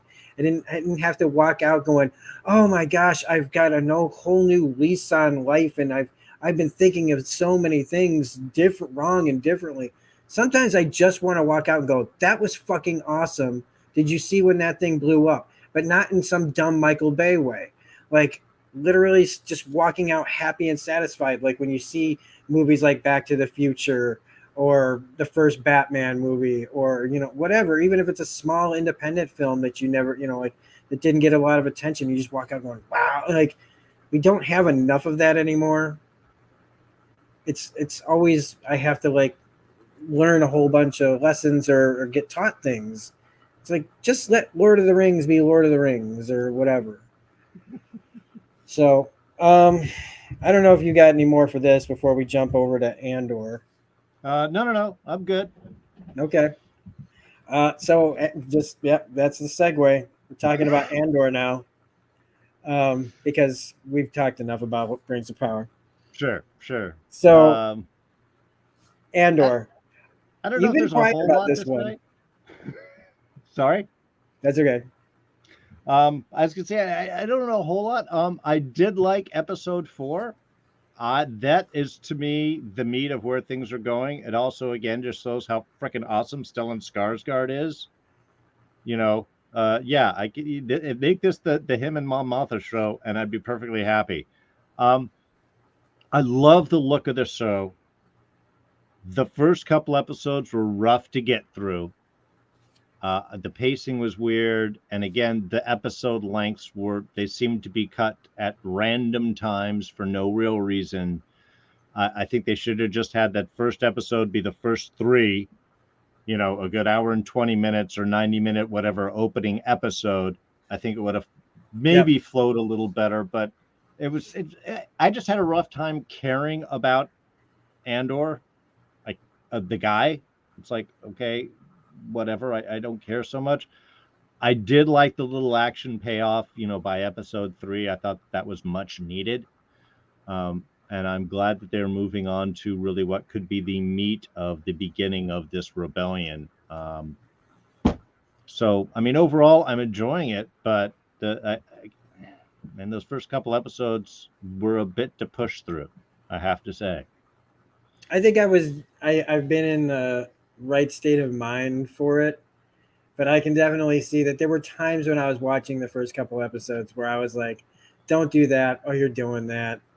Um, the whole thing with the jealous boyfriend who turns him in. Sure. Um, the things where I'm just like, okay, but it's all overshadowed by the tone and pretty decent writing, pretty decent character stuff, Oh villains yeah. that are starting off with they're Imperials, but they're they're they're security people for a planet, not stormtroopers or anything. The bad guy being like this, the guy tells him to back off, and he's just another one of these like slimy, kind of like false, like he doesn't like really believe in this. He just wants to like rise up in power, but he's going to use whatever, he's going to throw whatever bullshit he pretends to think about to justify things. And I liked that aspect of it. I like the griminess of it and the rain and everything. Everything is always so pretty and light, and just like Rogue One, it's giving us that street level stuff that I really like. And I agree that there was parts of it that pacing wise and stuff, like it could have moved a little bit faster. I did like him on his home planet stuff, showing that they feared the Republic. Like the Republic wasn't always the good guys. They were like, if these people come here, like what Fiona Shaw's character is saying, like if they come here and they find him, they're just going to kill him.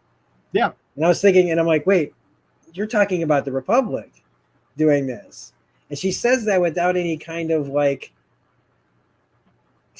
oh, I'm just being overly cautious. She believes this.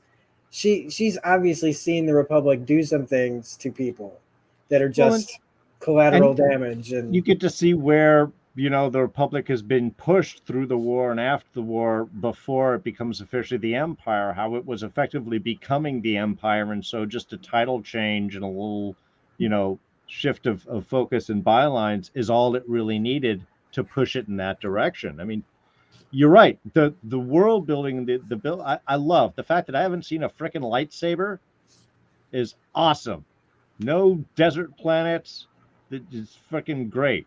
No, we also have that really good like mirroring of the beginning of Rogue One, where you see like what kind of person, what Cassian Andor is willing to do. We have him in this situation, which did feel a little like the guys in the bar following him out because blah, blah, blah, like, hey, you, blah, blah, blah. But as much as I didn't like how they set it up, I liked that it was like the guy, he knew after the first accidental death, he was going to have to kill. He was going, no matter what this guy was going to say or whatever, he had to go. That's the world we're in. It sets a tone of like, this is not people who can just walk away from the things they do, like the Jedi. Like we see our heroes in Star Wars just kill people. It just all over the place. When we really think about it, there's a lot of people that get killed by lightsabers that, maybe they're bad or whatever, but it's just like, they just walk. Nobody questions it. We don't see the fallout of the destruction that happens. So like this guy just like, no, he just kills him. And to me, like some people might say that like, oh, they just did that again, but it was just to reiterate that this is the kind of guy he is. He's been about survival his whole life, just living, making it on. And it's surely not just this person who's had to resort to this kind of thing. This is happening all over the galaxy. People desperate to like find a place where the Empire isn't completely infected everything or influenced everything. And everybody's on edge. And like, it's that kind of like uneasiness that a lot of us feel now. And even though, again, this is kind of mirroring some of the things in our world, I think that this mirrors any time period ever.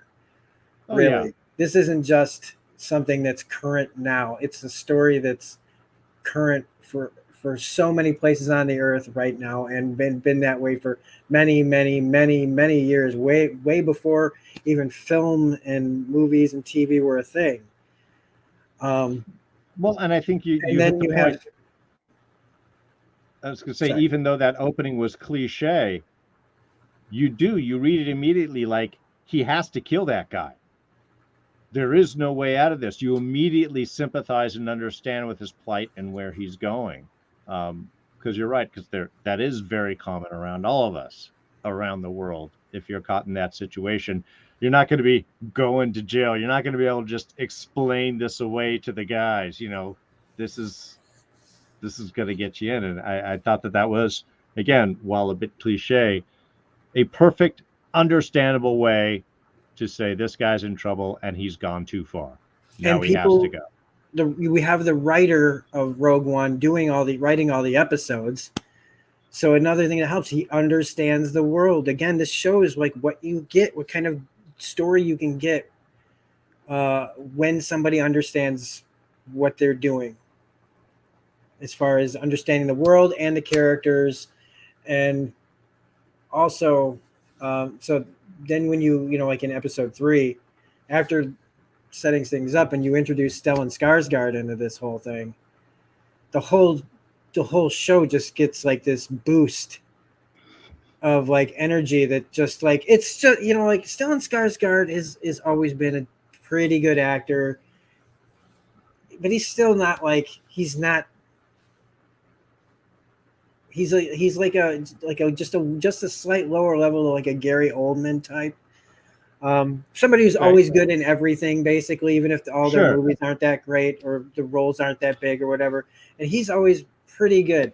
But in this, it's like Andor needed a character more interesting than Andor. Yeah. We need to see the people behind the rebellion, behind the beginnings of the rebellion, what it looked like. It made me think of like stuff that people in the, like even in our own Revolutionary War had to do to play both sides of things. And that when he puts on that wig in episode 4, I was just like, you've got it. You figured, like Tony Gilroy, you are showing exactly like, yeah, just getting into character, how all these people behind the scenes are leading double lives. And this is political intrigue. They're dealing with a fascist dictatorship with superpowers, right? that have a giant army to come and get you. And these are the cast of characters that are trying to stay alive during it. And I'm already in this part of the story dealing with that. I am way more invested in this element of the politics and culture than I am in the politics and culture of both Rings of Power and in House of the Dragon. Oh yeah, by far. In the one episode, they got me. They were showing like with the stuff with Mon Mothma and who, the person that's with her, can she trust her? All these, you feel the paranoia amongst the characters. Spies are everywhere. Could be anyone. Yeah. Like, who am I talking to? Is it really like, you're such a good actor? How do I know that like you're not playing me, playing something else? Like, you feel all of that, and it's what Andor really, I think, is about. It might have his name in the title, and I do think that I wish they could have came up with something better, even like Rebel Story or something. Something along those lines of the beginning of all this, the real beginnings of all this. That's where it's getting me. We're not relying yet on like anybody popping in that we know. There's not hardly any message. Yeah, we're on Coruscant. So what? But it's like there's so many other things going on Coruscant than the Jedi Temple and trying to find Sith Lords and stuff like this. Like, this is people that after a war and the people lose, that you have to figure out what to do with your life after this. There's no more Republic. It makes you like, what do people do after all this goes down? Yeah. And you really feel that in these things. That's why Rogue One was good, and now this is expanding on that, even if it's further back than Rogue One. And I love their shot of Coruscant, of coming in and the overbuildings, and it looks like some new and some old, and it's almost like part of this looks like current New York, and part of it looks like future Tokyo as they flow over. And Very that Blade perfect Runner. view is he gets in and then of course goes down to the crappier apartments, because that's how Coruscant is set up. I mean, I thought they translated that all perfectly, even if you didn't remember seeing those in any of the previous stuff. It's like you got a good feel of how Coruscant is set up, and the upper class literally are the upper class, and the lower class lives down in the lower dark depths. I love that. So, gosh, the only thing I think we have left that we were going to talk about is just the Blade situation. Yeah, that's a Uh, nice little switch up there. yeah, Blade being what the director quits. Is that the story? And Uh, Separated for scheduling reasons, fired, quit. I've seen a few different things popped out. I mean, officially from both the what the director has said and Marvel has said, it was scheduling stuff, but he is staying on as an executive producer. I don't know. Take that for what you will. I'm sure at some point down the road we'll get more ideas. But it's not only that. They've got the writer from Moon Knight, who also did work on the upcoming X-Men '97, Bo DeMeo, is rewriting the entire script from scratch. This is supposed to come out in a year. So Blade maybe being pushed. I don't know. Deadpool coming in, maybe. I'm not sure how they're setting that up in schedule wise, but that's yeah, again why you don't promise so much. You know, it's you really don't, Kevin. You gotta back off. You need a smaller screen so you can fit less things on there or something, man. Because it's okay to not. You don't need that many things listed to get people invested, especially when you're still cranking out stuff like every 3 months. You know, like when it's already feeling like a factory of Marvel and Star Wars. mhm. It's okay to just say, look, we're gonna back off, or even better yet, you know how like some game studios have other sections of it going, like there's such and such studio in Quebec, such and such, but that same studio has offices in Oh California. yeah, It's sure. like, Ubisoft Montreal yeah, or yeah, WB Games, and yeah, yeah. yeah, yeah. It's like, sometimes I think, like, why don't you just pass off some of this stuff to like subsections like Hulu's division, like all these people that could be making things and taking their like being taking more time to like go, we will focus on this, we'll give other parts of our studios time to do this, that way we're not trying to all like why Disney Marvel doesn't have to feel like they gotta do it all themselves. They've got all sorts of people that can, I don't Well, know, work on things. But I think that's the downside of that interlinked MCU timeline we were talking about at the top of the show, is in order for things to match where they plan on it going, and they have to come out in a certain order. Otherwise, you get that multiverse of madness Spider-Man mix up where the movie that was supposed to introduce the multiverse comes out afterwards. So now you've got to change dialogue and do stupid inset scenes with odd hair shape stuff. You can point out all of the the reshoots in that movie very easily, depending on hairstyle.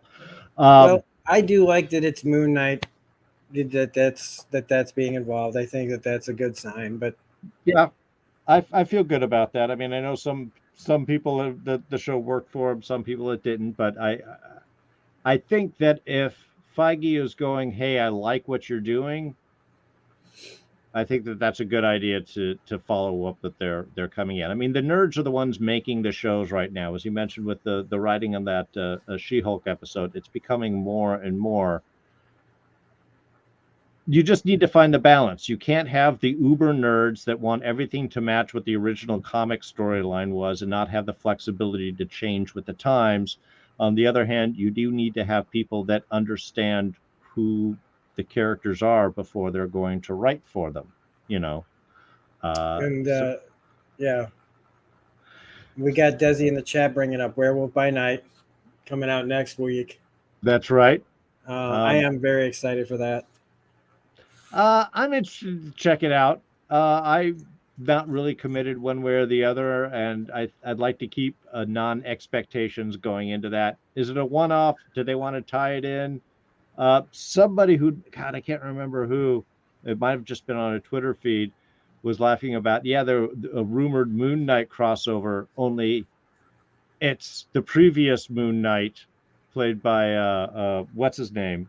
Um, who played the Ethan Hawke. Ethan Hawke. It's Ethan Hawke as the Moon Knight because it's earlier in time than I than think currently. I don't really have I am excited, but I don't know what to actually expect from this. Oh, I just I thought it was just, a funny idea. Yeah. I think that it should just be, if anything, at least it should be fun. Um, I It looks do like they've have committed to a vision, so you got to kind of go with that. Anytime they're committing to something, you got to see what they're going to come up with. I do have a couple of comics I was going to show off real quick to everybody. Just some kind of random stuff before we go. I wanted to show some of the new things I got. So I got Amazing Spider-Man number 258. This is the first time that it's when they first realize when Reed Richards tells Spider-Man the symbiote is alive. Oh, Um, right. and this is when they first realize that this suit is not a suit; it's a thing.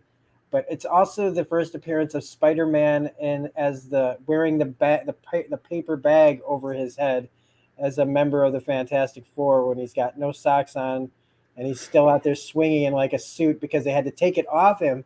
And it's like in order to get home, he has to wear one of their special, like a Fantastic Four suit, but they don't have anything to cover his face.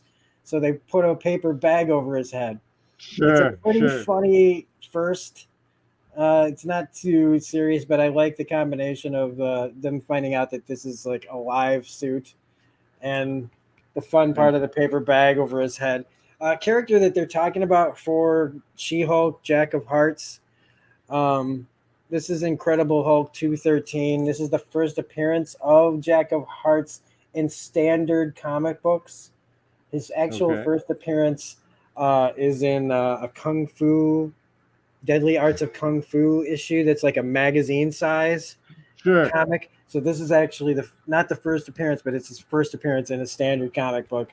I have Incredible Hulk number 290, which is the one and only appearance of female MODOK. I There's a just, deep pull for you. yeah, and like again, I don't buy these to sell them. I buy them because I want the first and only appearance of a female MODOK. Yeah, of course. We already showed you the first full appearance of Arcade, but this is the first cameo sort of appearance of Arcade in Marvel Team Up Spider-Man and Captain Britain number 65. This is the first U.S. appearance of Captain Britain. So, Wow. Brian Braddock. Now, here's a really random one. This is, I believe, I've done a little bit of research, but this is the first Simpsons comic book. Oh my God, I From remember when that came out. 1993. Just Yeah. a little bit before they released the main comic book, they released this Simpsons Comics and Stories issue number 1. I think a lot of people will actually recognize this from that time Hmm. period if you followed comics at all in the early 90s.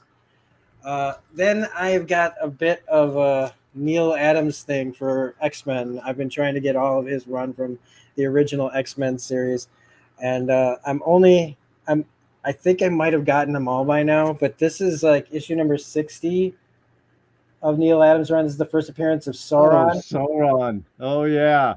Is that down in the Savage Land stuff, Savage Lands? That's it. I where think he I takes actually over noticed. Angel with his, and then right after that is 61. Which is again the artwork in here. If you don't know Neil Adams's work, and this brief run on X-Men, uh, it's so fantastic. This is the kind of art that I didn't appreciate when I was a kid, but it is fantastic stuff. Oh yeah, Dr. Lycos. So it's all really cool. And then Got, I got have Angel in the Savage Lands as well. ooh. Then X-Men number 64. This is a big one. I just got this. This is the first appearance of Sunfire. All Who- right. Yeah, there he is, like in the corner here. Right. I got a buddy of mine that was a big Sunfire fan. So this is big key for, especially because I do believe Sunfire is definitely a character that will be coming. And then I finally finished off my Dark Phoenix Saga collection. I have all the other issues. I count it from like 129, which is like the first appearance of Kitty Pryde, all the way to the death of Phoenix, and like 137 or something like that.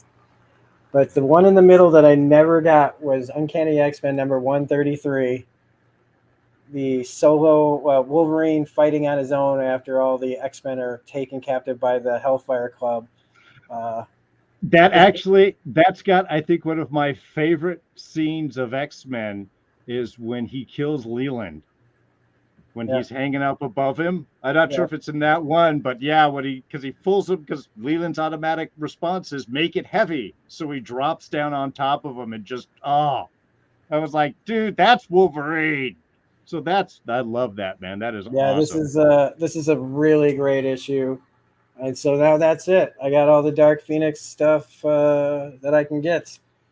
And I can't believe it was this issue, that the Wolverine one. Even though they try to sell it as Wolverine's first solo story, there's plenty going on there with the Hellfire Club and the rest of the X-Men. But the good meat and potatoes of it is Wolverine on his own taking out members of the Hellfire Club. It's pretty great stuff. So I remember seeing that as a kid and just going like, this is freaking the most awesome thing ever. Yeah, I could finally close the book on that chapter, and it's what these are my priorities. It's like, man, everybody's got to have their thing. Yeah, this is what you can do when you don't have kids. You can play a little bit more, but I'm trying, everybody. I'm trying to grow up. That's why I was actually looking at my channel. I was going through all these old videos, and this is just to end this video, really, because I know we're past 2 hours, but I was looking at going through all the lists of everything I've made, and I'm like, man, I was making a lot of content.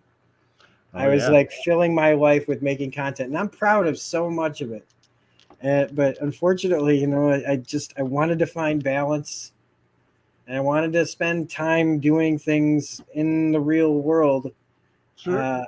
But looking at those videos, man, it is very hard not to just go, why am I not just cranking out the material again? There's a part of me that's having a really hard time not just diving back into it. And maybe when I take a vacation, maybe I'll just make like a shitload of content, at least like 7 or 8 videos of stuff that I've been wanting to do and still planning on doing, but I'm hoping to finally get back into some kind of schedule again. Got lots of things planned still that I want to do, and it's just a matter of finding that balance. It's very hard to do. Yeah. But I don't want anybody to think that I'm ignoring things. Yeah, it can take up a lot of your time making content. I mean, it's a thing, it's a job, it's great, but there is other stuff, and life's a journey. Sometimes it takes you here, sometimes it takes you there. So you gotta go where it needs to take you. Yeah, and so I'm not gonna ever stop, I don't think, making stuff, but I'm hoping that I get to some point soon where I'm not. I can get back into that fun feeling of making things, because I lost a little bit of that still. I stopped making stuff that I thought I was happy making, because I just thought I had to keep doing it. And even though I missed out on some things like finishing off Better Call Saul and things like that, it just didn't feel like the same thing for me. I had fallen off that like love of making it for a little while, but I'm getting back to it. The more I make stuff again, the more it's going to be easier. But I do know that I can never go back to the way it was, where it's just making stuff over and over and over again. I want to make stuff that feels more thought out and more special, and about real things that I really want to talk about. So as soon as I mentally get over all those hurdles, we'll start putting stuff on the other channels and things, because I do want to do Rob's Never Seens again. I really like doing those, and just talking about stuff that's already been out for a long time, looking backwards instead of forwards, because honestly, a lot of stuff to me these days just isn't as good as stuff, and I know that makes me, that shows my age a little bit, but I'm when there's nothing when I don't feel like there's anything much to talk about currently, that's how you discover things that you didn't even know you liked. Very true. I didn't know that how good Led Zeppelin was until I was like practically in my 30s. I stopped liking modern music for the most part and went backwards and found a whole set of years of music that I didn't even know existed. And so there's a lot of movies that I just never saw that I'd like to talk about, or things that I've always wanted to talk about, things that I used to talk about all the time, so sure. Anyway, thanks for everybody for listening to me go on and on and on and on. And thank you, Darrin, for contributing to that. I always love being able to have somebody to bounce stuff off of that keeps up with me and has just as much fun stuff to say all the time. And I can't wait to talk about She-Hulk episode 7. Hopefully I can say some good things about it. Hopefully it gives me reasons to say some good things about it. So if you're not like subscribing to Darrin's channel over at D's Reviews, it's time to do that. Okay, it's been time to do that for a while for all of you guys. Is that if you like my stuff, there's a reason, like you're gonna like Darrin's stuff too. Like this is a community of people who have differing opinions, but we all respect each other, and you're getting real honesty out of this. We're not getting bull crap that people want to toe the line. We're not in this to like gain favor with any company or anything like that. We're telling it as honest fans that go into all of these things wanting them to be good because we're fans. But we're going to be honest. We're not going to blow snow up your dress. I don't know where I was going with that. But we're not gonna. But we keep it really honest. Not this kind of phony baloney stuff that you get from channels that have been doing it for so long that they never change. And so go over to D's Reviews. Go over to Mark's from Enchantment and Eternity. Go to Alyssa's channel at Alyssa Jean Reviews. Or subscribe to my channels that are just small channels that really are for the regular person who has regular thoughts, that doesn't just sit around, thinking vapidly about these things that we love. We talk honestly about them. So that's it. Thanks for being here, Darrin. I know I already told everybody where to find you at this point. No, that's awesome. I might as well put him on Google Maps and like go, this is where he is. Well, and for everyone in the chat, Desiree is kindly putting links to myself and Mark's channels and stuff. So go ahead and click onto that if you want to go and check those, and Alyssa Jean's reviews. So Desiree, you are so awesome. And she does get the credit for the Cranston reference. I want to be sure that everyone knows it was Desiree's idea. And a lot of the things that I don't know about that show up on my Discord, are from Desiree and other people on there where I didn't know something was happening. And so some of these topics are directly related to those kind of things, because that's where we are. We actually talk to our communities. We actually engage with our communities. So if you actually want to be heard, maybe going over to people's channels with millions of subscribers who can't keep up with all the love that they get, you come here, we're not gonna come at y'all creepy. Even though by saying that makes it sus. I'm totally not going to come over to your house later. Yeah. You can't say that you're not creepy. Other people can say you're not creepy, but you can't say you're not creepy. That's creepy. Yeah. Anyway, that's what you get here on our channels. So thanks everybody for watching in the archives, all that jazz. I don't promote myself well because honestly, if you like this, you've already hit and subscribe. And if you're not, don't slap any buttons either. I think that's so stupid. And don't ever, if you make a channel, don't call yourself It's Your Boy. Okay, that's really stupid. All right, you're who you are. You're not anybody's boy. Okay, you're not in a gang from like the 1990s. Okay, you just say who you are. It's okay. You don't have to put anything else in there. So anyway, thanks again, Darrin. Thanks, Rob. Always a We will blast. see- And we will yes, see you this has all. been Too Much Information with Yep. Rob. As always too much information. Thanks a lot, everybody. We'll see you on the next video. Thanks. Catch you next time. If it even lets me turn it off. Just we going go. to keep doing this till it ends.